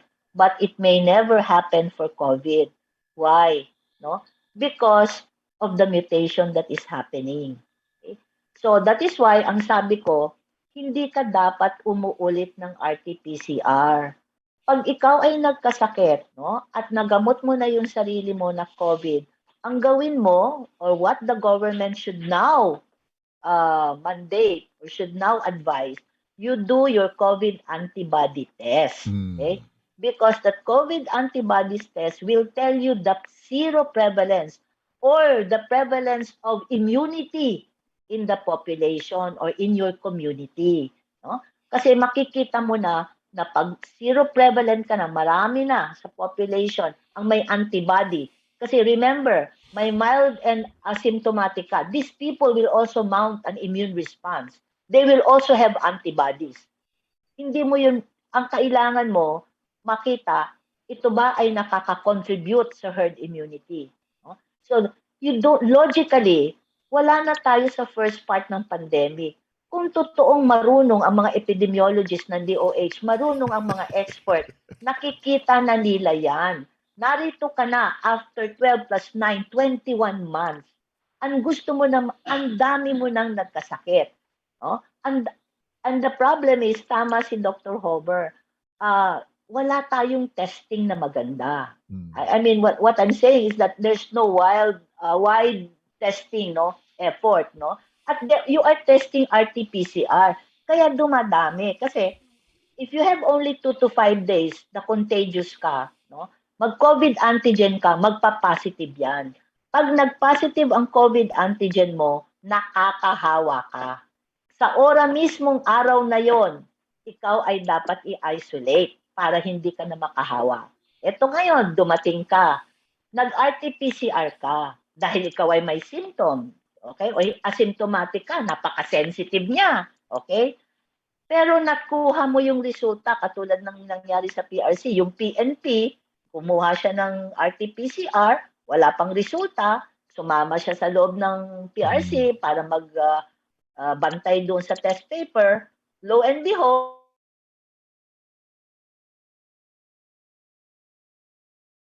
na niya na nagtiprint, na nag-stapler ng mga test paper, nagkalat na siya. Oh? So how will you isolate these people using RT-PCR? Okay, sasabihin nyo, teka, hindi ba pag asymptomatic, hindi siya sensitive? Hindi yun. That's the character of the test. Because the COVID antigen picks up the infectious people. The RT-PCR just picks up the genome, the genetic material. Okay? Now, yung virus na yon, kung nandyan man siya, pwedeng hindi pa siya nagmumultiply o hindi yung tao ang tinitingnan niya. Ang tingnan mo yung taong nakakahawa. Hindi mo dapat tinitingnan yung virus kung present or hindi. Kasi yung virus na yan, maski na you can make a mistake. This is the reason why, no? Hindi mo pwedeng i-copy yung buong genome noong ng COVID because that's 30,000 kilobyte. Kumukuha ka lang ng particle niya. Ngayon, kailangan mo ng complementary niya. Maaring mali ang pagkadikit ng complementary kasi gagawa siya ng complement niya. Hindi siya, yun ang kaya in the photocopying na sinasabi ni Dr. Homer, pwedeng magkamali. Iba yung mga sequences. Pwedeng mapalitan yung mga sequences na yon. Yung pala, hindi na si COVID ang ina-identify mo. Si respiratory syncytial virus na pwedeng magbigay sa'yo ng positive test. So, I will not explain anymore the RT-PCR. But the RT-PCR looks at the virus. No? It is virus-centered. Ang kailangan mo, sino ba ang nakakahawa dyan? Ngayon, kung negative siya sa COVID antigen, ibig sabihin the viral load is very low and he is or she is not infectious. So, but if that person is positive, isolate him at once. In RT-PCR, it's not real time. You have to wait for 1 to 2 days. Nakakalat na siya sa buong pamilya niya at sa buong barangay. So, the path to normality is not instead of herd immunity, we cannot have herd immunity. It is more on how to live with the virus at sana wag na magalit yung virus na mag-mutate into something virulent. At least ngayon, something infectious lang siya na mabilis ang replication. But I don't know what this virus will do. So ang normality, it's unclear whether vaccines prevent. Why? No? Why? Why is there no possibility or very maliit, small ang possibility?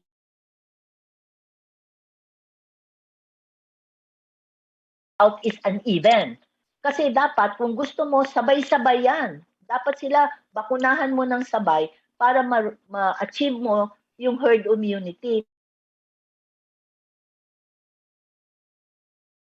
At saka nabakunahan ka na, may nahawan ka na or nahawaan ka na, hindi mo alam. Because of the high prevalence. New variants change the herd immunity equation. No? Immunity might not last forever. Yung vaccine, and we saw that. In Israel, there was a, 64% na lang ang kanyang effectiveness, and each month, there's 6% reduction on efficacy. That's why you need the booster. Okay? And I'm sure the booster, may iba na yung klaseng open, meron akong nabasa na they will really have to change the structure of the genome, the genetic material that will code for the spike protein. And the vaccine might change human behavior. So, by not getting vaccinated, do I put my family? This is about man versus society conflict. No? Alam natin to, lagi itong pinag-uusapan. No?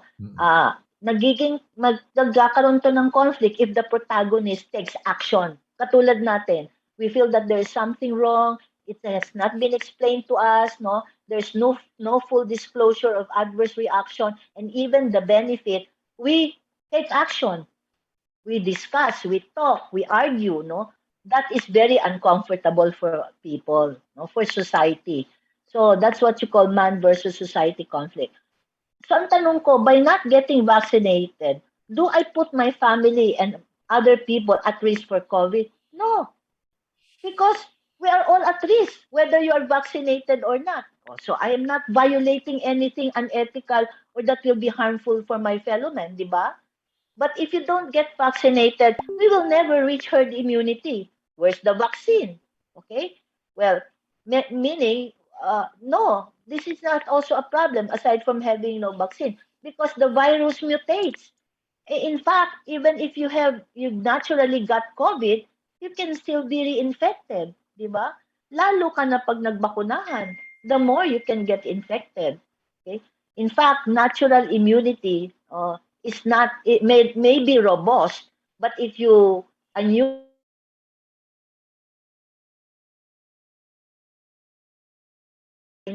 even your natural immunity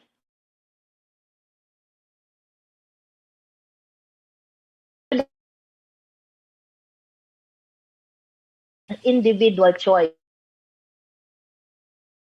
the risk will vary across age, gender, population, and setting. Ano ibig sabihin ng setting, no?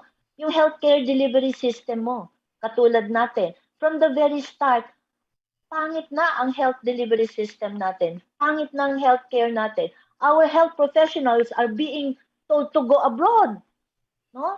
They're encouraged to immigrate instead of taking care of them, giving them what they need. No? We encourage them, you go abroad. So paano na yon? From the very start, our healthcare provider, our healthcare workers, the number of people that we have taking care of us is very small. Parang ang ratio natin is 1:1,000 per population. So groups of people labeling intelligent and empowered people about vaccines are being called anti-vaxxer. These people are afraid of the truths and are cowards, putting lives of unborn fetuses and young children who cannot consent, who cannot even give a valid assent. No? You're putting them at risk. Hindi nila alam. That's the real crime. And that is the real social misdemeanor. Thank you very much. Doc, if I can just ask you to go back 2 slides po. I have a question regarding. Okay. Yan, okay. Dito po sa line na no because the virus mutates and sorry, the next one. In fact, natural immunity is more robust and might need just 1 dose of the COVID vaccine. Can you explain that line po, Doc? Yeah, they found meron kasing study na 'di ba ngayon some people are getting the full vaccination even if they had COVID. Why?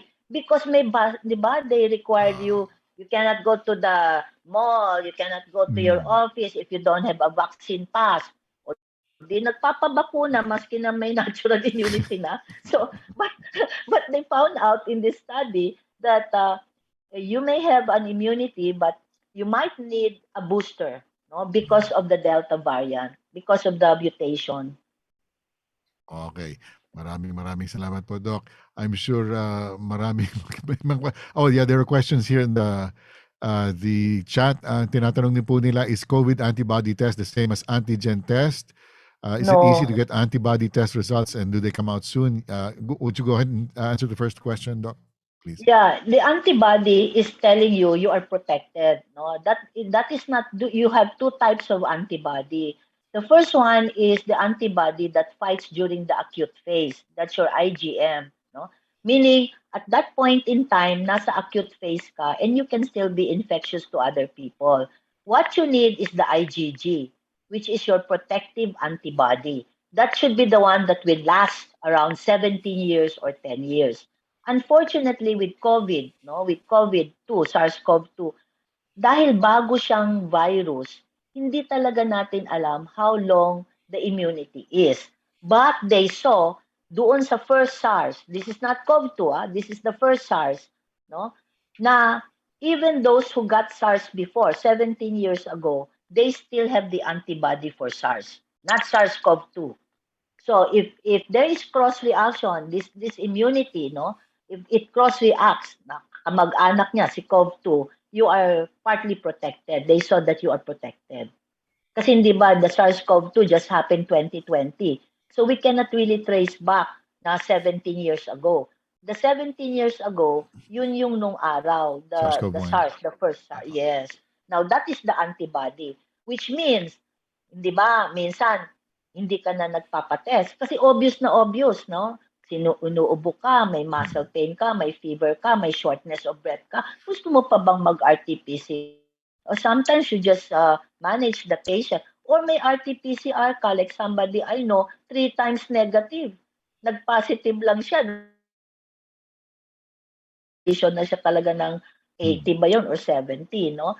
So sometimes you have to treat without the benefit of the RT-PCR. Got it. But what is important is you test this patient or this person after recovery kung meron siyang antibody. Because if he has the antibody for SARS-CoV-2, SARS talaga yun. SARS siya, meron na siyang protection for that because Okay, of the antibody. Doc, But next the question. antigen is looking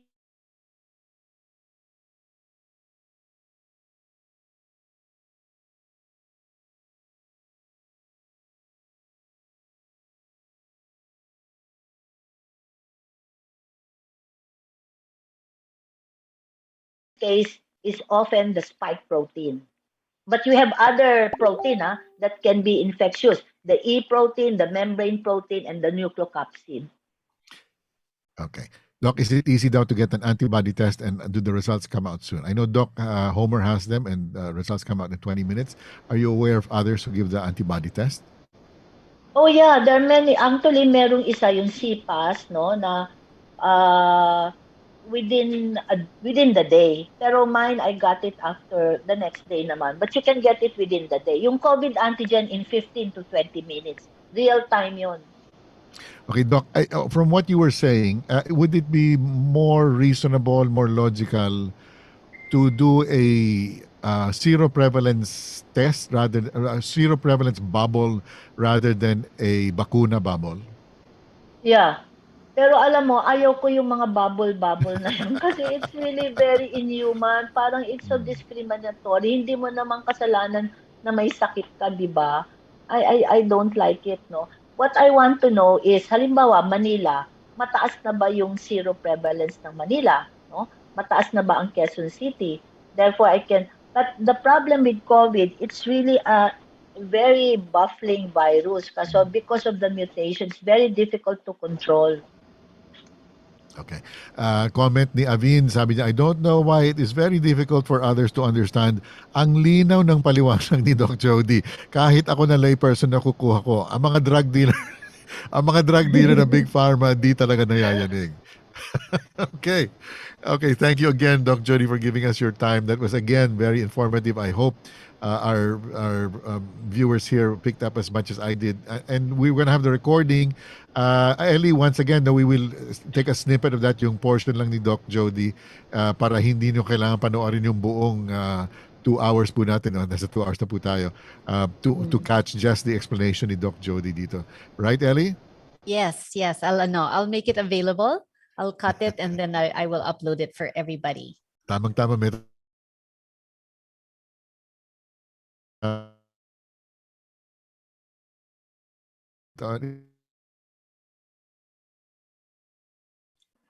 Pero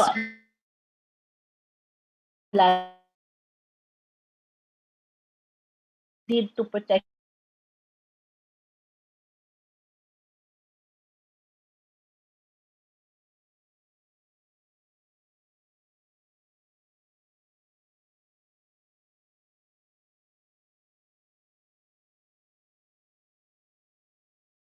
guys pag late. That's why the secret there is early treatment. Treat agad. That is the secret. Because if you enter the pulmonary phase wherein you have so much inflammatory reaction, medyo huli ka na. That is why in remdesivir, you do not give it when you are already oxygenated. Yun ang number one sa you are already receiving high oxygen, it will not be effective anymore. And I don't think any drug will. Kaya kailangan maaga ka. Doon pa lang sa replication phase. Now, tocilizumab, it does not improve mortality that much, and you cannot give it when the patient is already ventilated.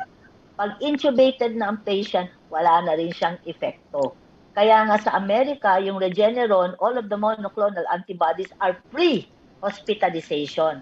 Yan ang problema nila. If you're in the hospital, they will not give you that anymore. It should be given outside as an infusion before getting into the hospital. Because if you are in the hospital, it means you will be intubated.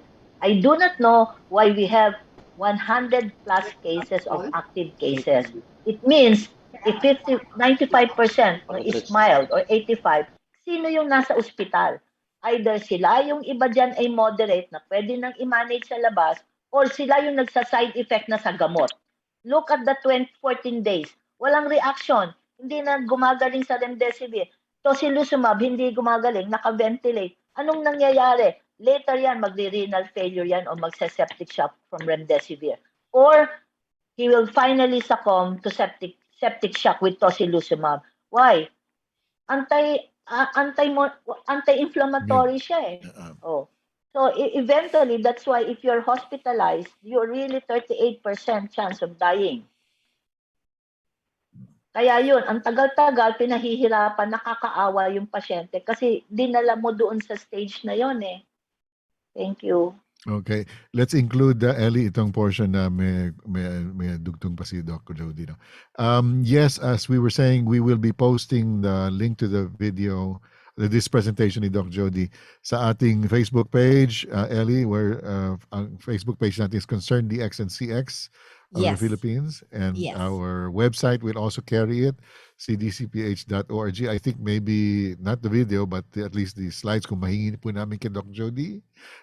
Kung okay lang sa inyo. At saka, Sir Mari, may isa Yes lang po. ako sasabihin. Yes ha? po. Kasi yung Pismid, wala lahat. Vitamin C does not work. Vitamin Yes. D does not work. Yes. What will work, no? So, hindi kasi mali yung question nila. You should know how to ask question if you're a doctor. You don't say, is it effective?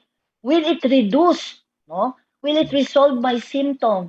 Will I be not intubated? No? Will I not need oxygen or I will just need oxygen? Hindi simple na tanong is Ivermectin efficacious or effective than this and that? Hindi ganun ang tanong. Mali yung tinatanong nila. So if you have the wrong question, you will get the wrong answer. So meron na talagang data na ang vitamin D is the one responsible for pushing your body to creating the favorable antibodies, no? Not the cytokine storm, not the IL-10 pathway. I'm sorry, IL-15 pathway, but rather the other pathway. Kasi dalawa ang pathway ng antibody production. Yung isa, the good pathway and the bad pathway, which will give you the cytokine storm. Vitamin D prevents the bad pathway. It leads your body to produce more favorable antibodies by the use of also the T helper cell, yung T cell lymphocyte. Thank you. Sorry, nagiging doktor ako.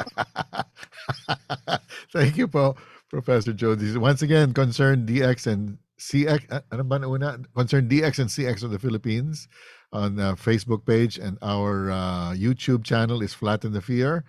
Our Rumble page, our Rumble channel, Ellie, is?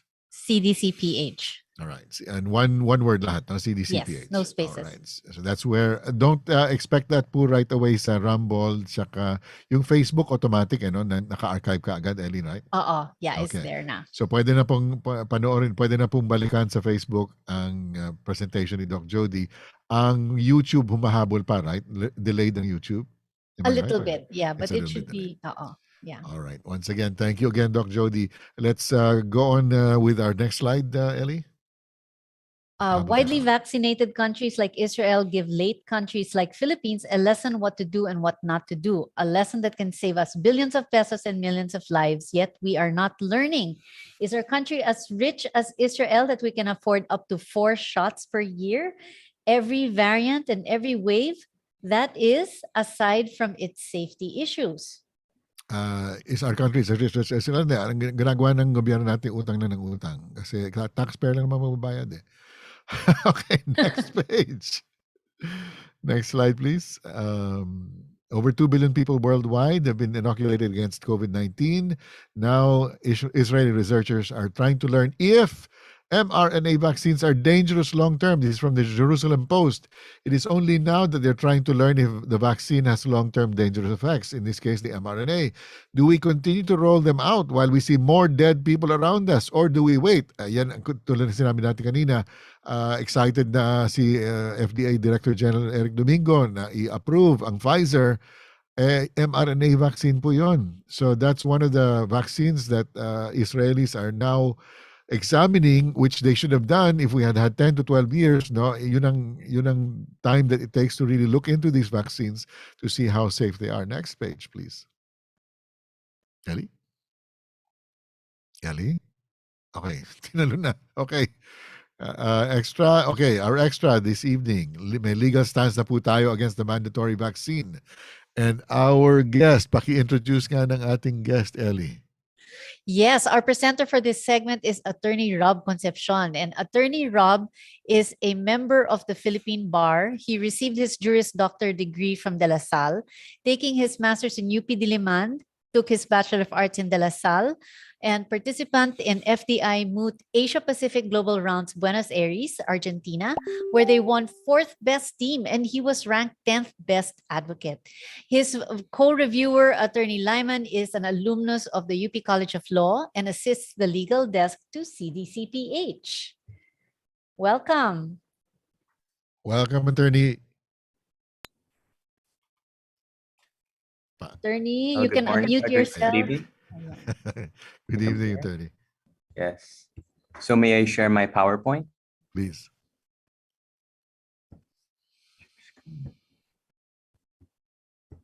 Doc Jody, don't leave us yet, ha? May challenge si boss para sa'yo. Attorney, all yours. Yes, so thank you. So my discussion is pertains to the vaccination status in the private workplace. So just a disclaimer, this discussion should not be construed as legal advice. The matters mentioned here are only for legal education purposes. So consult your lawyer for legal advice. So with that said, I would like to ask the viewers here a question, or a serious question rather. What if your employer forces you to disclose or reveal your vaccination status? What if your employer forces you to get vaccinated? And what if your prospective employer does not hire you solely on the basis of your vaccination status? Now, under such circumstances, there will be psychological or social pressure to comply, because built into the situation is an asymmetry of power relations that does not favor an employee or a job applicant.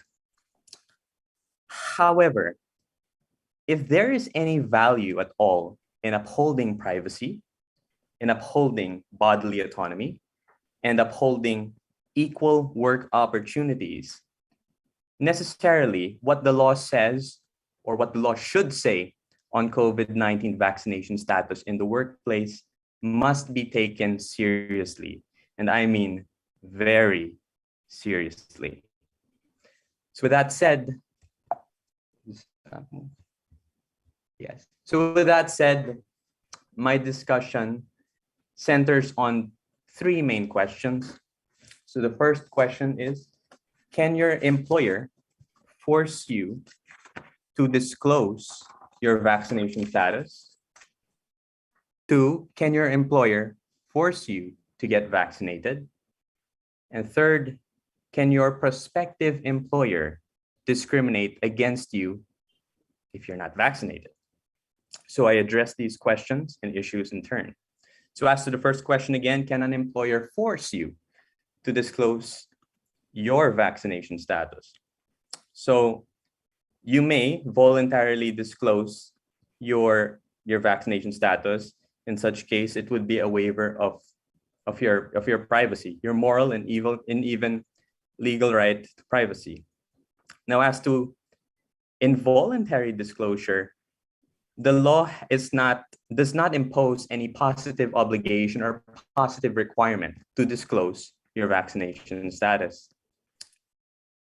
Now, how do we legally treat vaccination status? So it may be maintained that vaccination status is protected under the mantle of data privacy laws. So violations of data privacy laws may entail imprisonment and also even a fine. So let me unpack that a bit. So what do we mean by vaccination? How is it possible that vaccination status is protected under the umbrella or mantle of data privacy laws? This is the basis. So it may be reasonably maintained that, as we know, the law prohibits employers from collecting data as regards sensitive personal information. But under the Data Privacy Act, we have to ask what constitutes sensitive personal information. Under the law, it includes information about a person's health status. And in that regard, it may be maintained that vaccination status is information about the person's health status. As broadly speaking, we know that vaccination pertains to information that a person has been through artificial means has a capacity to create certain antibodies. So that could pertain to a person's health status. That is just a rough definition, just for purposes of data privacy.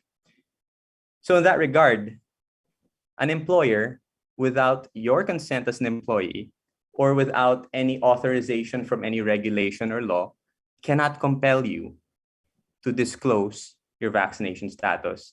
And therefore, your employer cannot force you to reveal your vaccination status. So here, this is the substantive law outlining the protection for an employee's right to privacy. So here we have to mention though that the right to privacy is not absolute. Of course, just like many other rights, it's not absolute, because employees are required to disclose certain information. And certain regulations provide that employees, when they enter declaration form. Now in that declaration, in that health declaration form, it must be an employee regards COVID-19 symptoms relating to COVID-19. The employee must also declare his exposure to COVID cases or suspected cases. And lastly, he must also disclose travel history. But it is important to note, and we must stress, that in that health declaration and allowed to be processed by employers or collected by employers, vaccination status is not included. So again, I reiterate, vaccination status is protected under the mantle of data privacy laws. So we proceed with the second question. The second query is, can an employer force you to get vaccinated? And I think this was addressed last week. So current laws and regulations do not provide the mentioned labor advisory number 3, series 2021, effectively prohibits employers from compelling their employees to get vaccinated. So from here, to talk about instances wherein the law allows different employees based on their qualifications or so in a way, there are legitimate qualifications for valid discriminations, and that is what the law calls bona fide occupational qualifications. So these are legitimate qualifications for work. Now, roughly speaking, what determines the legitimacy of or validity of discrimination? So the qualification has to be substantially relevant to the business enterprise of the employer. So for instance, in a case decided by the Supreme Court in Yerasuegi versus Philippine Airlines, this case involved a former international flight steward, and the airline imposed a qualification. That is that the person being at a certain height must have a certain weight. However, this person was found to be overweight. Now, the Supreme Court found that that weight qualification was a valid point of discrimination, a valid qualification. Supreme Court recognized that since the airline was in the business of air transportation, then cabin crew must be agile, so they can't be overweight. So because the whole business is air transportation and flight safety. Now, if there's a question as to vaccination status being a legitimate qualification, then the burden, the onus is on the employers to prove that it is legitimate. However, we can actually go a step further. It may be maintained that by definition, that vaccination status or being vaccinated is not a legitimate qualification for purposes of discrimination. Because as we do know, the COVID-19 Vaccination Program Act of 2021, RA 11525, prohibits vaccination cards from being considered a mandatory requirement for employment. And we do know that vaccination cards, they state the fact of vaccination. So from here, you can argue that by definition, under any circumstances, because of this law, it is not a valid qualification. So from here, now we ask, how about indirect or de facto vaccination policies? So here, it is a legal principle that what cannot be legally done directly cannot be done indirectly. But it is also important to note that the previously mentioned labor advisory states that employers are required to exert their best efforts to encourage their employees to get vaccinated. Now, of course, in practice, it may be difficult or it may not be easy or clear-cut to determine whether an employer is encouraging or is forcing vaccination on the employee. Now, it may not be determined in advance, and one must look to the circumstances of each case.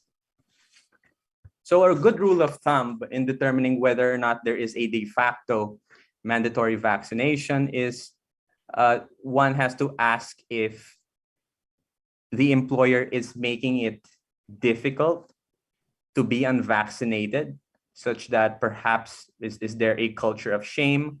Is there a loss? Is it possible to lose for a person to lose their job, or would it be difficult for the person to keep their job? Are there more perks of being vaccinated compared to being unvaccinated? So those are the questions that one should ask. So to end this point, employers cannot force you to get vaccinated. So I move on to the more interesting, another interesting point. The third point, the third issue is, can your prospective or future employer discriminate against you if you are not vaccinated? So here, for the avoidance of doubt, I am not saying that being unvaccinated objectively means that you are disabled here, because I mentioned the law, Magna Carta for disabled persons. No, I do not mean that in any objective sense. But it is important to note that the Magna Carta for disabled persons contemplates not only real and objective disabilities, but also perceived disabilities. So here, it can be reasonable to maintain, or we may maintain, that constitute disability purely for purposes of invoking protection under the anti-discrimination provisions of this law, R 7277. Because as I mentioned earlier, that it also perceived disabilities. Now we have to ask, how does this happen? So just broadly speaking, we do know that the government is providing universal accessibility of the COVID-19 vaccines. And two, we also know that there is a prevailing narrative that the unvaxxed persons have inferior immune systems or antibodies or lungs. So in that connection, for purposes of equal right to equal opportunities, then that could be perceived as a disability that would warrant protection. And therefore, your prospective employer cannot discriminate against you if you are not vaccinated. In this regard, I would like to take off my lawyer's hat and put on my advocate.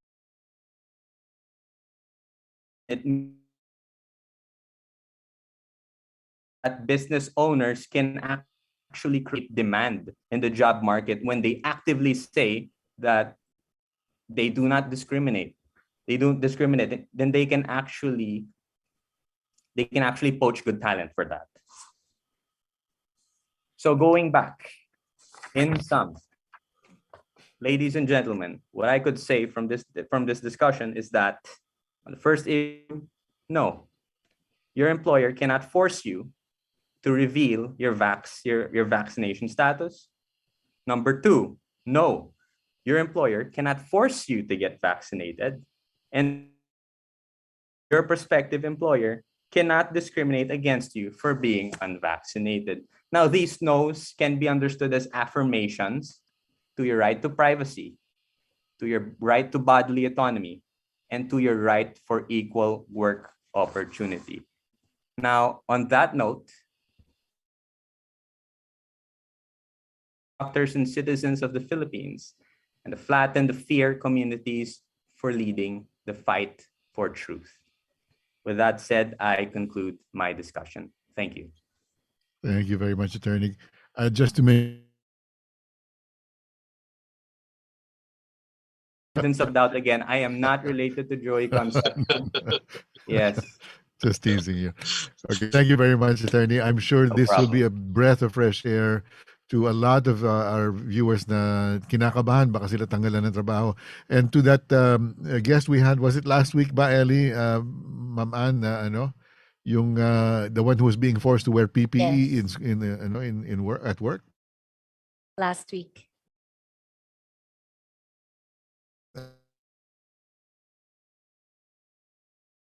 Presentation. So if there is how do we do this exactly, Attorney? If people would like to contact you, to ask you to take up their cause, to ask you to hire you as their counsel, how do they go about doing that? Okay. Mari, walang hiring. We're not soliciting. We're No, not soliciting. yeah, what if they need you talaga? Okay, just message CDC PH. Okay. Or we will we're not a we're not a ano tawag dito, hindi to ad, no? What it is a we again, like we did what like we were going to do with Professor Jody's presentation. We will also put this snippet on as a snippet, as a little, as tawagan ni Attorney Lyman dito, it's a cameo appearance by the legal group, no, to inform our viewers kung paano nga, ano ba ang mga legal reasons kung bakit hindi dapat kayo pilitin magpabakuna at kung bakit hindi pwede mag-discriminate ang employer ninyo kung hindi pa po kayo bakunado. Okay, so this will also appear on our concerned DX and CX of the Philippines Facebook page for as long as Facebook will allow it to stay. Mari! Yes, sir. Boss, I posted the yung email kasi may mga reference materials kasi na prepare si Attorney Rob, pati yung we're also preparing legal forms kasi that can be readily used. Okay, so sige. may reference materials saka may paper mismo para makita yung context kasi I understand that we're just trying to shorten this and simplify this for everyone, but it's actually an entire gamut of arguments there. So I'm sure. You can just email it there, and it's a developing work. So, and as I said, I posted that actually we want volunteers more. We're not soliciting for clients, but we want volunteer lawyers actually. Okay, we want volunteer lawyers to do what exactly again, Attorney? First to join our Viber group, and after that, anything that happens, that is up to us. So first things first. Okay, alam naman po ninyo, if you've been following the weekly huddles, and even before we became weekly huddles, these became weekly huddles, we were already saying na talagang kulang po tayo sa abogado, no? It's a legal fight. Don't disabuse your mind of the idea that it's not a legal fight. It is a legal fight because we have many of our rights that are currently being trampled on by this pandemic under the guise of saving other people's lives. So, but let's keep going, Ellie. Next slide. Mary, we intend to do this as a series. So please bear with us. We don't want to really flood this huddle with legalists. No, we are really uncomfortable with going into deeply. we want to simplify as much as possible to go into the concept so that when you talk to your lawyers, you can more or less have a framework of what we are trying to do. That's really the intent there. So we will try to do it on a consistent basis. So we'll go into it every week as much as we can. When most employers kasi are not aware of what Attorney Rob just brought out, so it's a good idea to dig into these ideas yourself and do the research yourself also to the extent that you can, even if you're not a lawyer, but understand what the principles are, what the basic context is, so that you can defend yourself from even without asking for a lawyer. I mean, if you don't need a lawyer yet, I mean, at least you get to understand what your rights are. Okay? Chief Justice, okay na tayo? Naka-mute ka. Yeah, thank you for the opportunity to do a little, to get started here. Thank you for doing it. It's really greatly appreciated. Salamat po. Thank you. Thanks again, Attorney Rob. For the lawyers who are interested to join, kindly scan the QR code on the screen, and then we will lead you to the next chat group for our lawyers. Okay, there's a QR code on screen. If you could just know, if you're a lawyer, would like to help the group, and this is we'll come into this group first, the Viber group that's connected to the QR code, and we will bring you into the other legal group with all our bright legal minds headed by Attorney Lyman and our other big legal minds. Okay, Ellie, what does that say? We are calling out Cebu City Vice Mayor Michael Rama for this grave coercion. PERC is defined as added value given above the usual, but allowing services to be open only for customers fully vaccinated is grave coercion and discrimination. Okay, kasi ng article na yan, the perks that Cebu City government is giving only to vaccinated individuals must remain. This according to Cebu City Mayor Michael Rama, in response to the call of the Department of the Interior and Local Government, Yusek Epimaco Densing, for the city to take back its policy on allowing only vaccinated individuals to enjoy certain services offered in some businesses. Rama's acting mayor issued Executive Order 138 on September 2nd, urging restaurants and other food services in the city to allow vaccinated individuals to avail of their dine-in services. So only vaccinated individuals are allowed to dine in, according to this EO. No, so Cebuanos, it's time to get up from your seats and do something about that. We need to fight back because, again, like we're pointing out, grave coercion and discrimination. Next slide, please. Davao City Mayor Sara Duterte on Monday announced that COVID-19 vaccination will be made mandatory. Nako, I hope they're listening to they listen to Attorney Rob's presentation. For all city government employees, including job orders, contracts of services, volunteers and consultants by December 31st, 2021. Otherwise, their contracts will not be renewed. Nako! Kaso na to. Attorney Rob, Attorney Lyman. It's a case in coming up. Plantilla personnel face a case of insubordination if they fail to comply. So, again, Dabaweños, if you don't get up and start doing something about this, pointing out that there is no legal ground to do this, that's actually treading on dangerous ground. So the other slide says, the other part of the slide says, can someone ask the Honorable Mayor to please debate with us? We are not anti-vax, but anti-mandatory vaccination. And if you would communicate, please, to the Mayor, if she would be willing to debate with Dr. Jody. Dr. Jody or we're Sabi proposing. sa inyo, duwag akong tao. Ayoko na ganito. Ikaw, Doc, duwag? On what planet? I don't like people who, I hate attention. Doc, for such a time as this, di ba? Kailangan natin ng ating Gabriela Silang. Hindi, parang ko we should communicate to her and ask, and what do you mean by anti-vaxxer ba? Well, kasi I'm vaccinated, so she gonna tell you na anti-vaxxer. Okay, kasi ang sabi ang pinaka-quote dito na don't speak Cebuano, but kung kinsa, nabawan niya pala, no?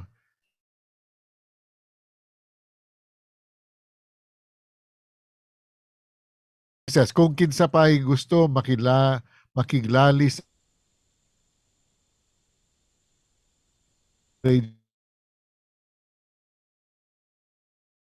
bakuna. You bring me one doctor. Ayan, you bring me one doctor who turned into a zombie na fully vaccinated. Well, I can assure Doc Jody that even from our earliest days, we never said that anyone who would get vaccinated would turn into a zombie. So, yan na po, no? Medyo we have never, ano pa tawag dyan, attorney, sa debate? Strawman, ano? Straw zombie. Okay? So we have never made that claim, and Doc Jody is definitely has the credentials with which to debate you. I don't know lang po if you will be able to stand up to a debate with Doc Jody, no? Because Doc Jody knows her stuff.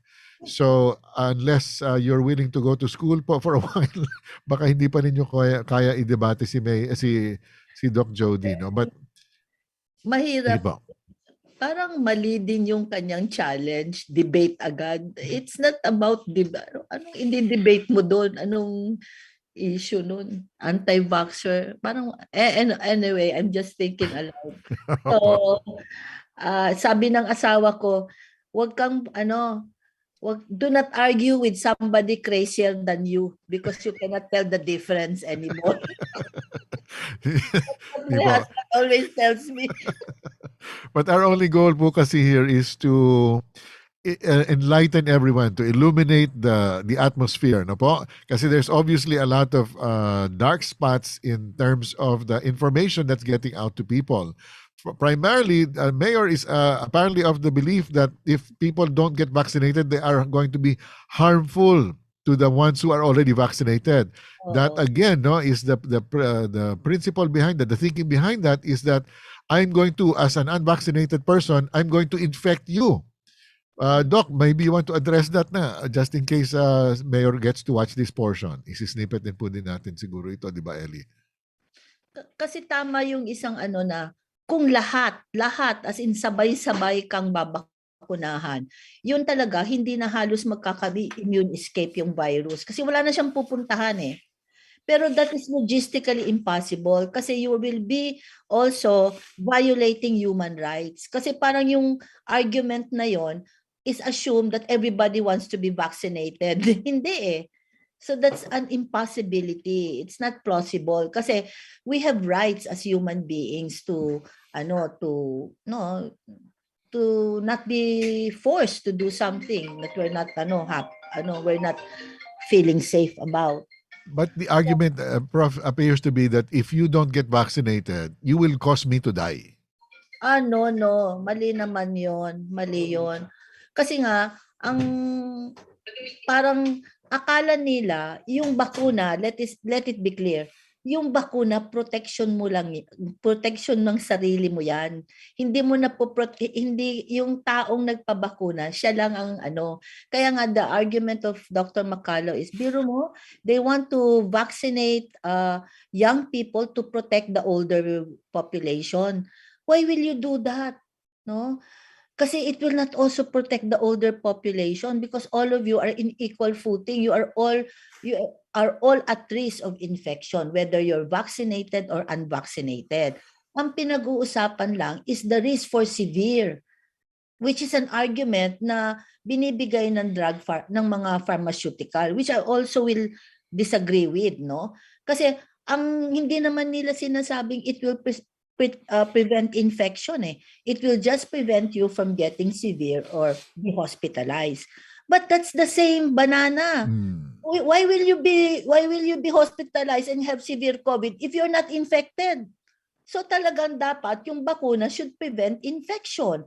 Hindi. It is the efficacy to prevent infection has gone down dramatically to 40%. And every month nakita yon sa Israel, 6% every month. Kaya nagkakanda kumahog silang magpa-booster because they are in a quagmire. Alam natin what a quagmire is, kamunoy, no? Pinasok mo yung sarili mo doon, lumulubog ka. Kung I will be frank about it, parang iatrogenic. Ang nag-produce nito is the vaccination itself.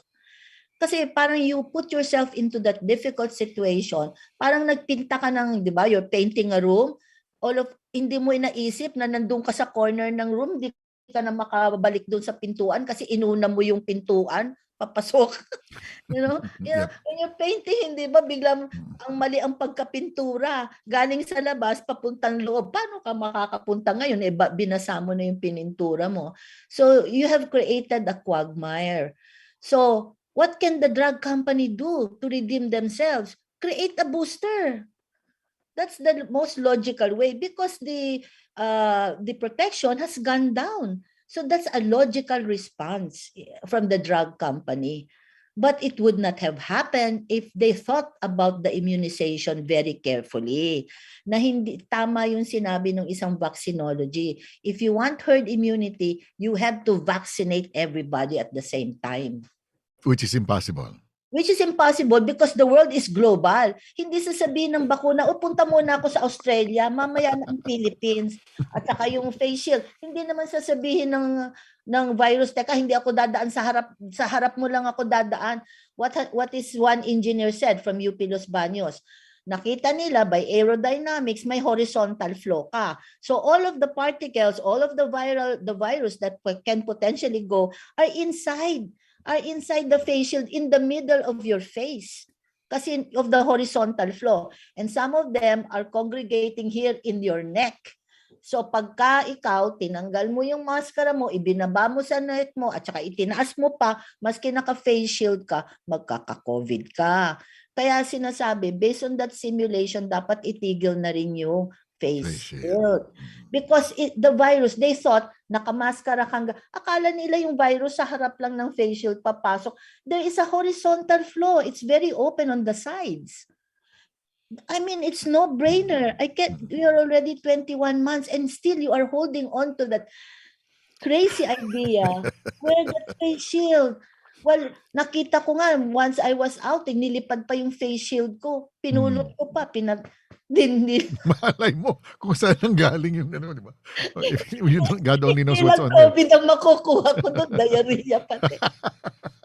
Okay, Doc, if we can just break it down for Mayor. No, Mayor, if we were to compare Israel with Davao, if you were to vaccinate up to 60% of your people, if we're seeing it now in Israel, na 60% mahigit na po ang vaccination nila, pero they're the highest now in terms of infection.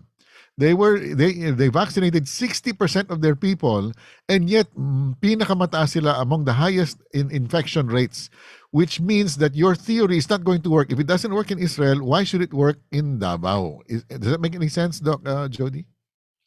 Ay, yung theory na, oo. Tama yung sinasabi niya. Buti pa nga yung nagsabi niyan hindi mayor pero may common sense. Okay. Thank you again. Like this when I am already upset, so I don't want to get... Kaya wala na kayong video na, Doc. Okay. Thank you again, Doc, for jumping in there. Ellie, what's next? May mga naghihintay pa na makapagtanong. Ayan, waiting. Ayan, yun na. Skip na natin. May bago ba tayong sinasabi sa call to action, Boss Ann, or can we go straight na to questions? Question na lang tayo kasi may mga naghihintay. Yeah? Hindi ako sinasagot. Naku, nagtatapo na yan. Yes. Okay. Okay, sige. Sino una? Go ahead, Ellie. Paki-identify na lang kung sino. Si Doc Harry. Si Doc Harry, go ahead, please. Doc Harry, please unmute. Please reveal yourself. Hello. Doc Harry, go ahead, please. We want that. I'd like to ask Attorney Concepcion regarding RA Attorney Rob, you still there? 11525. Attorney Rob, yeah, he's there. Okay, go ahead, please. Go ahead, Doc. Okay. On section 12,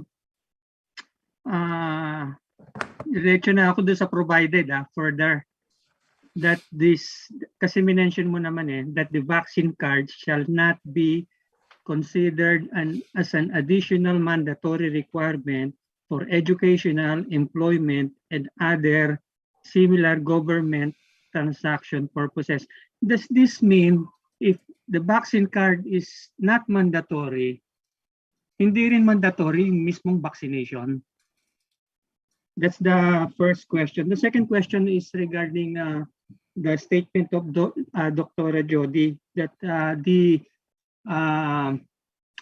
regarding the liability against the immunization on the IRR of RA 11525, wherein the only exceptions are wishful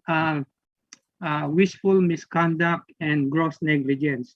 Since the package insert is not included or not seen by the one vaccinating, how can you give an informed consent to the vaccinated? If that is so, you cannot give an informed consent, then therefore the liability is already there.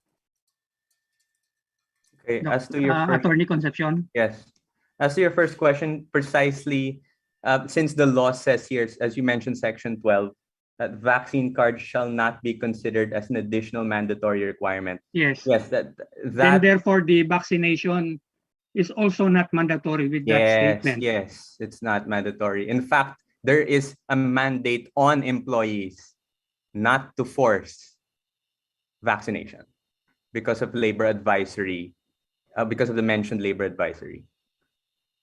Okay, that will solve the mandatory vaccination that is being pushed by CDC PH. How about the second question regarding the liability? Doc, sorry, the mandatory vaccination that's being pushed by CDC PH? No. That CDC PH is pushing that it is not a mandatory requirement. It should not be. I'm sorry, I got lost. Okay, Paul. Yeah. So in other words, that provision supports CDC. That there should be no mandatory vaccination. Yes. Okay. How about the second one? The package insert and the IRR of 11525, wherein there is no liability or the government or anybody immune from liability except wishful misconduct and gross negligence. Dr. Jody Salvacion told us today that she never saw the package insert. And therefore, if you never saw the package insert, you cannot tell the risk of the vaccination, the side effects, and all these troubles of the vaccine itself. Para masabi mo dun sa babakunahan mo na risks and benefits na sabi mo talaga. Kasi hindi mo naman nabasa yung package insert wala Eh di wala lahat yung limit ng liability, dapat liable pa rin sila. Yes, I agree with you that there's no informed consent in that regard, but the consent is actually manufactured legally because everyone is presumed to know the law. People have to do their homework and due diligence on, for instance, the fact sheets. But yes, you raise a point there. That could be a point to individually question. And we can actually raise that as a liability. But even then, practically speaking, you're going to have to prove it because there's a presumption of regularity. It's going to be very difficult. So yes, that provision on immunity would still stand unless we question it, unless it is questioned before the Supreme Court. May I say something? Apo, please feel free. Yung bakuna, lahat ng bakuna is under emergency use authorization and you cannot file a liability suit. You can only file ang nakalagay pagka kasi yung pag-accept mo ng bakuna under an emergency situation, the drug company is not liable kaya ang government set up a fund. Remember? Kasi ang gusto din ng mga drug company, huwag nyo kaming ididemanda para hindi namin kayo bebentahan. Bibentahan lang namin kayo if you write there in writing sa kontrata ninyo na pag may nagdemanda, kayo ang sasagot. Yan ang nakalagay yata sa kontrata natin. I don't know if I am right or wrong. Can somebody... Can I... Yes, Doc, go ahead, please. The IRR is due to the informed consent. What you're telling us is the contract between the government and the pharmaceutical. That's different. No, That's different. the informed consent becomes the informed consent actually is between the vaccinator or the government and the one vaccinated. That they are giving us an informed consent. No, actually that's a misnomer. It's an oxymoron. Kasi wala ka talagang informed consent. Kasi from the very start, under emergency use authorization, you know for a fact na hindi kompleto yung clinical trial. Data are not yet complete. But because of public health emergency, kaya kailangan yung declaration ng public health emergency. That can only happen pag may declaration. So pag declared yan, maski ang gamot, hindi pa ng pag-aralan, you will approve for use based on an emergency use authorization. So that the informed consent is moot. You don't need an informed consent actually. Kasi because of the public health emergency. Kasi sa totoo lang, the Philippines does not have an infrastructure or any guidelines for emergency use authorization. Ginagaya lang niya yung Amerika. Pag nag-approve ang ng EUA ang Amerika, approve din siya. In fact, wala siyang batas. Kasi hindi tayo nag-isip ng ang Amerika kasi after 9/11, nakahanda na 'yan. Ang akala nila the next invasion, mali lang yung pagbomba ng world trade. Talagang papatayin sila using biological or nuclear. Kaya ang tawag sa kanya countermeasure. Included in the countermeasures are vaccine. So ang ginawa nila doon sa investigation kay Fauci, yun from the very start, they were already trying to see if a virus can bypass a vector, an animal vector, go straight to man. Para kung magagawa ng virus yun, gagawa na sila ng bakuna, uunahan na nila yung kalaban. That is the history of emergency. I'm sorry, I know the history of the pandemic preparedness law of the US. Ginaya ngayon natin yan. Kaya nga nung nag-hearing kami sa Congress, sabi ko, anong pinanghahawakan yung emergency use authorization? eh wala na nga tayong pera. Ang Vietnam, you know what Vietnam did? They raised money to buy vaccine. What did we do? We borrowed money. And that's what World Bank wants, us borrowing. Attorney Concepcion, Ano na ako? are you still there? Yes, I want to make a legally speaking. Because I want to address some there was a points, if point. that's okay. There's a point of clarification. Yes. If there is an exception to the liability of wishful misconduct and gross negligence, will that package insert that was not read or was not said to the vaccinated, will that constitute willful misconduct or gross negligence? Because willful misconduct... Excuse me. Yes? Excuse me, Attorney Rob. Sorry, Doc Harry. Attorney Rob here is coming here as a volunteer, no? Unfortunately, he's not coming here as part of his firm, and his firm actually has FDA and pharma practice, and we don't want him to get in trouble. Is that okay if we don't do this publicly? Because we don't want our lawyer volunteers here to get in trouble with their law firms. We have some conflicts to handle here. We cannot. This is live. I understand. So can we limit these discussions on that, because I think that would put him in conflict with their clients. Can we do that? Can we cut this off? We will tackle. We want to tackle this as we will tackle this in private, maybe in a smaller group that is not public. Better nga. So sorry, Attorney Rob, you might get in trouble. I invited you here. Can we limit? Salamat, kuya. Sorry, I have to protect our lawyer. Because they're part of firms, no? Then those firms have pharma practices. Unfortunately, I have a firm which has pharma clients. I don't also want to. But we will answer this in private if you want. Okay, sige. Not live. Thank you. Thank you. You. Very quickly, Doc Marivic, can we ask you to unmute? Good morning. Good morning po sa inyo, because you're in Florida. For those who don't know. Yes po. Good morning. Magandang umaga po. Ang ganda-ganda. Kita ko na namang nagising. Late na naman ako nagising na kita ko lang yung tail end ng discussion ni Doc Jody, which is always excellent. Doc Jody, salamat po. Parang reactor lang ako kasi I can give you what do you call real time or up to date kung anong nangyayari dito sa sa Amerika. Isang observation lang, itong virus na to, it seems na ang naaapektuhan yung mga batang lalaki. I mean, they really go into distress. But so far, I've maintained my record not to have hospitalization because ang nangyayari, ginagamot ko na kahit na malala yung sakit, ginagamot ko outpatient. So I'm going to comment about that, the changing landscape of treatment of this COVID.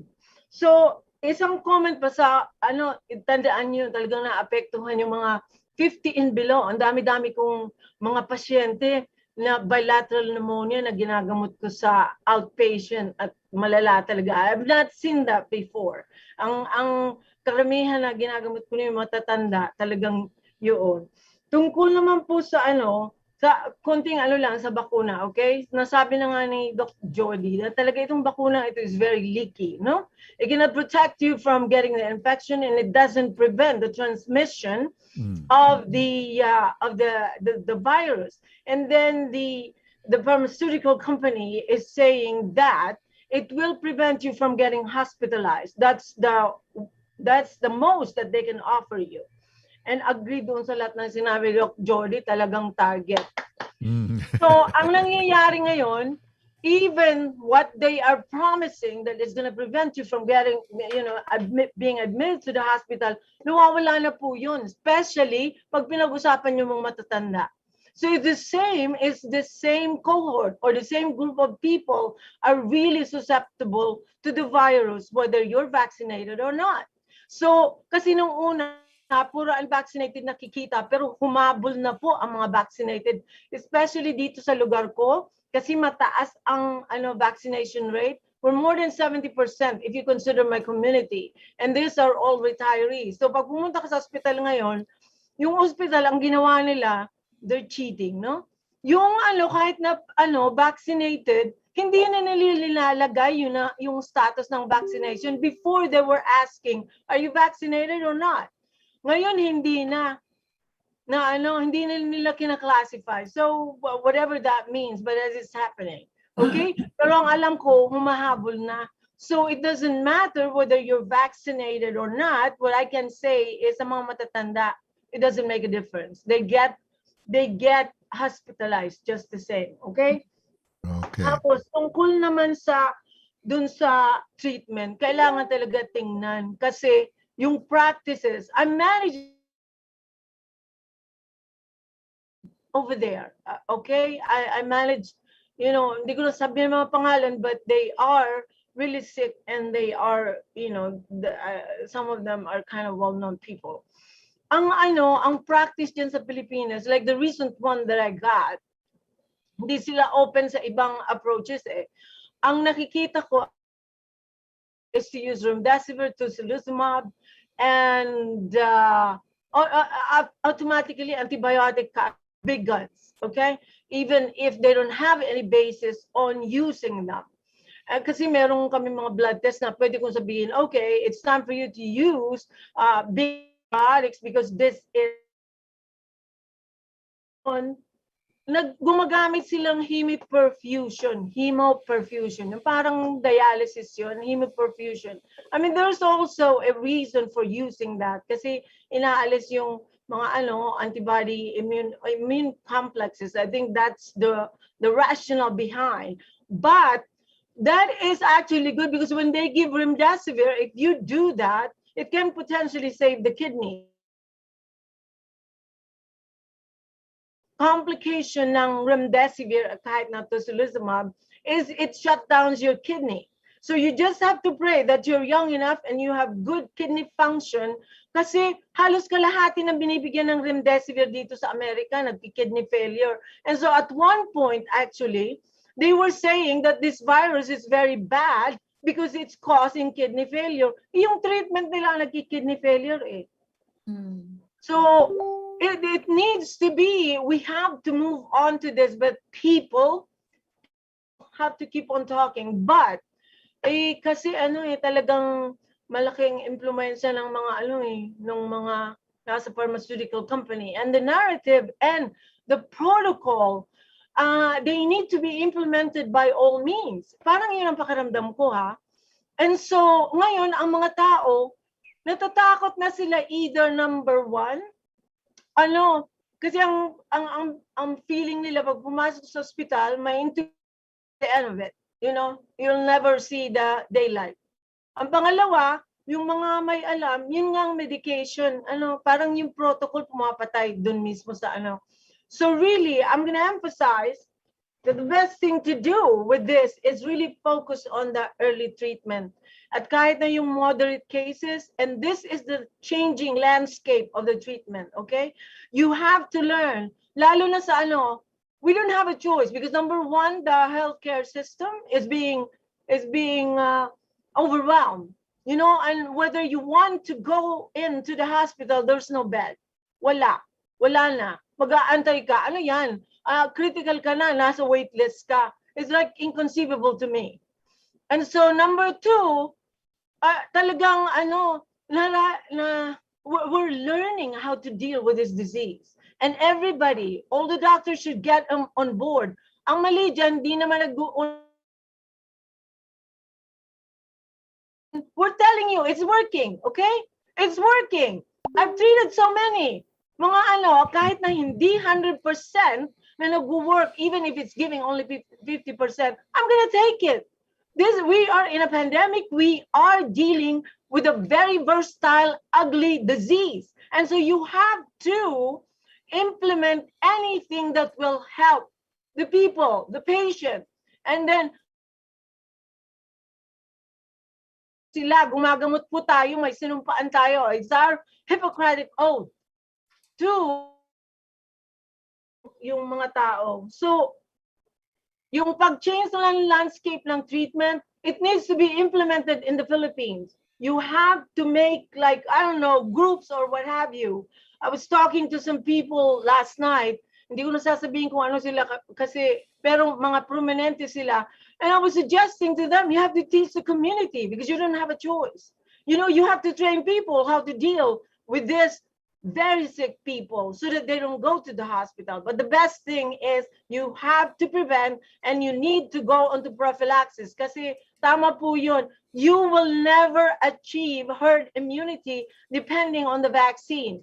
Because for now, isipin nyo na lang, masyado nakakahawak yung virus. The R0 of the virus, even if you don't consider anything, ang R0 ng virus is between 5 to 9. So that means you have to vaccinate all at the same time, at least 90 to 100%.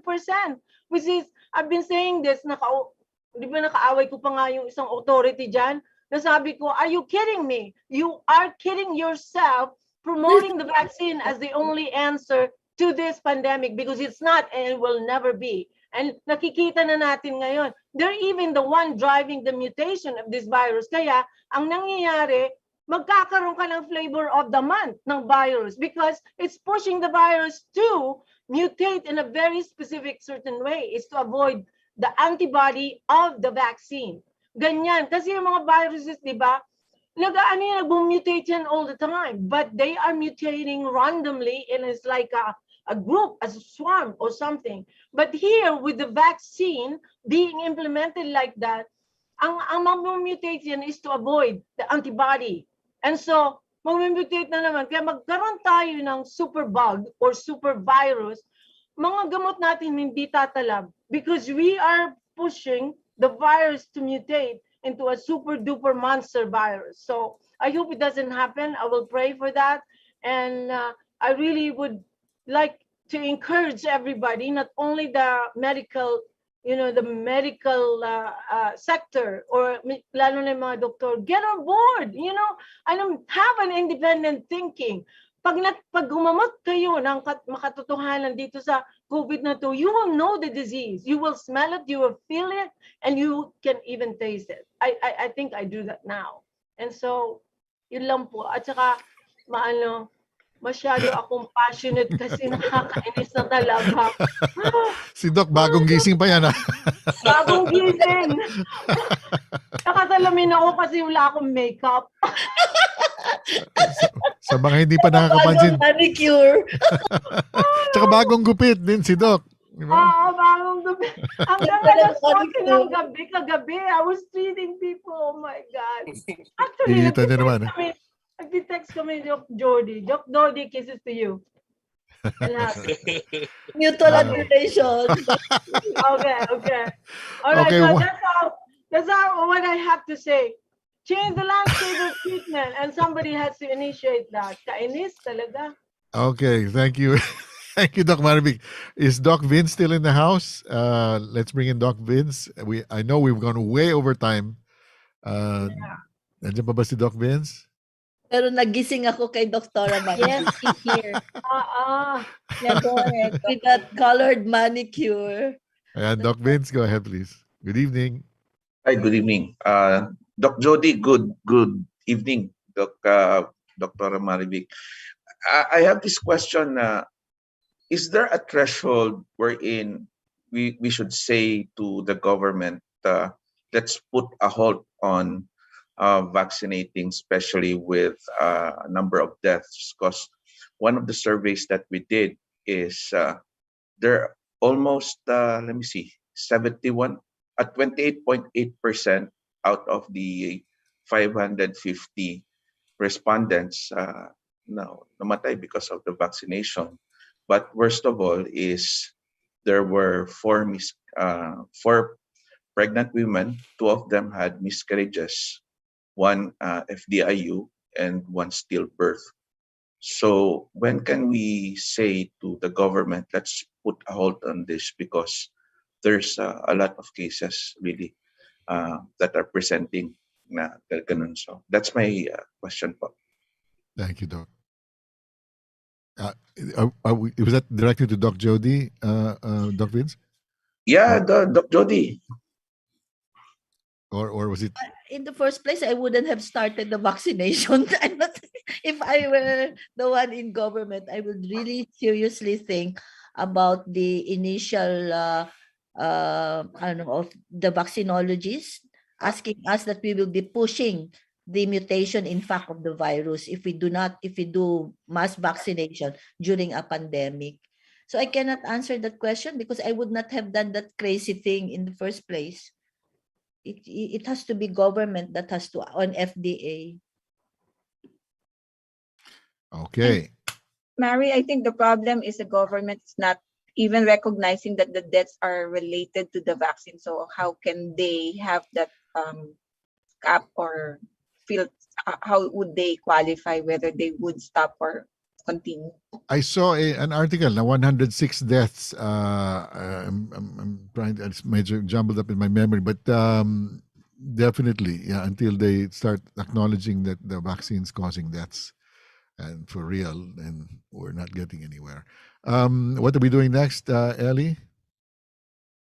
Just call to action. We'll skip the call to action. If we can just very quickly, see Doc Homer wants to talk. If we can get Doc Homer to talk briefly about we're going to update the protocol again. Tama? The last one we came out was I Protect 2.0, but we have a very important addition to make. You want to go ahead and announce that, Doc?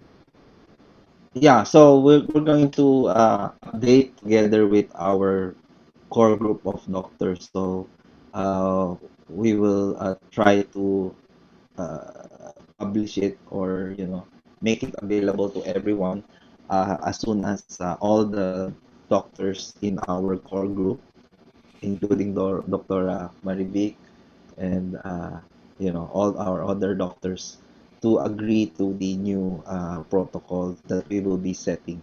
So our setting would always be anything that would work, that is cheap, affordable, and of course available to everyone, whether you're in Batanes or in Aparion, Jolo. So that's what we really want to provide for our fellow man. All right. And I think that's it, Ellie. We're overtime na tayo, no? Ellie? Yeah, that's pretty much it. That is. Thank you, everyone. Thank you. Salamat po muli to everyone. Thank you, Professor Jody, Doc Homer, Doc Iggy. Maybe just a few closing words na lang from Doc Iggy then Doc Homer. Yes, mabilis lang, very quick. Doc Iggy muna. Doc Jade. I don't see Doc Iggy Okay, anymore. sige, baka nakatulog si Doc Jade. Si Doc Iggy. Tulog na si Doc Iggy. Doc Jade, very quickly.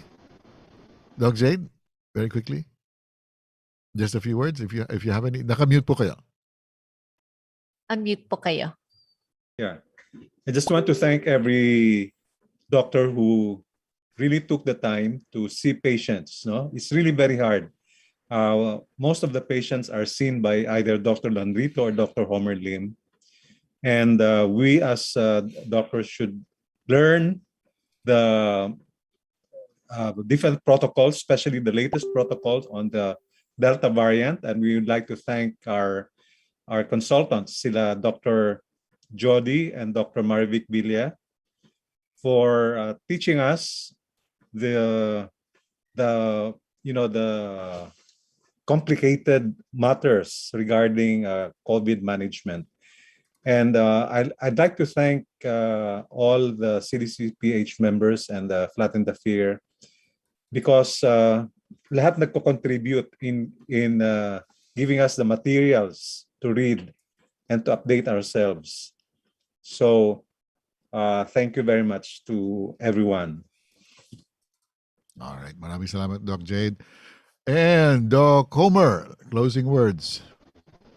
Hi. So just as what we said about the title, we told you so. So ever since September of last year, right? We already said focus isolation, right? No lockdowns. Number 2, we should always do early treatment. We told you so. So now even President is saying maybe you should try Ivermectin now. So we told you so already. Number 3, these vaccines, we told you so. It does not protect you from getting hospitalized. or death. We told you so before. We're not anti-vaxxers. We're pro-data. We're pro-evidence, not opinion based on people who think they know everything. Which is more democratic and more evidence based rather than being superly overly opinionated. Thank you. Thank you, Dr. Homer. And maraming salamat muli kay Professor Jody, Doc Homer, Doc Iggy, Doc Jade, Doc Eric, who's always working very busily in the chat and helping out to the technical crew. Kong Boss Lito. Ann. Sino? Kong Lito. Oh, but Lyman. yes. Okay. Yeah. So maraming salamat Thank you. on behalf once again of the concerned doctors and citizens of the Philippines. Thank you for watching. Good night. God bless you. God Good night, bless you. Ellie. Thank you, Bye. Ellie. Good night, Mary. Thank you. Good night, everybody. Thanks, Anne. Thank you. Bye-bye. Bye. Bye.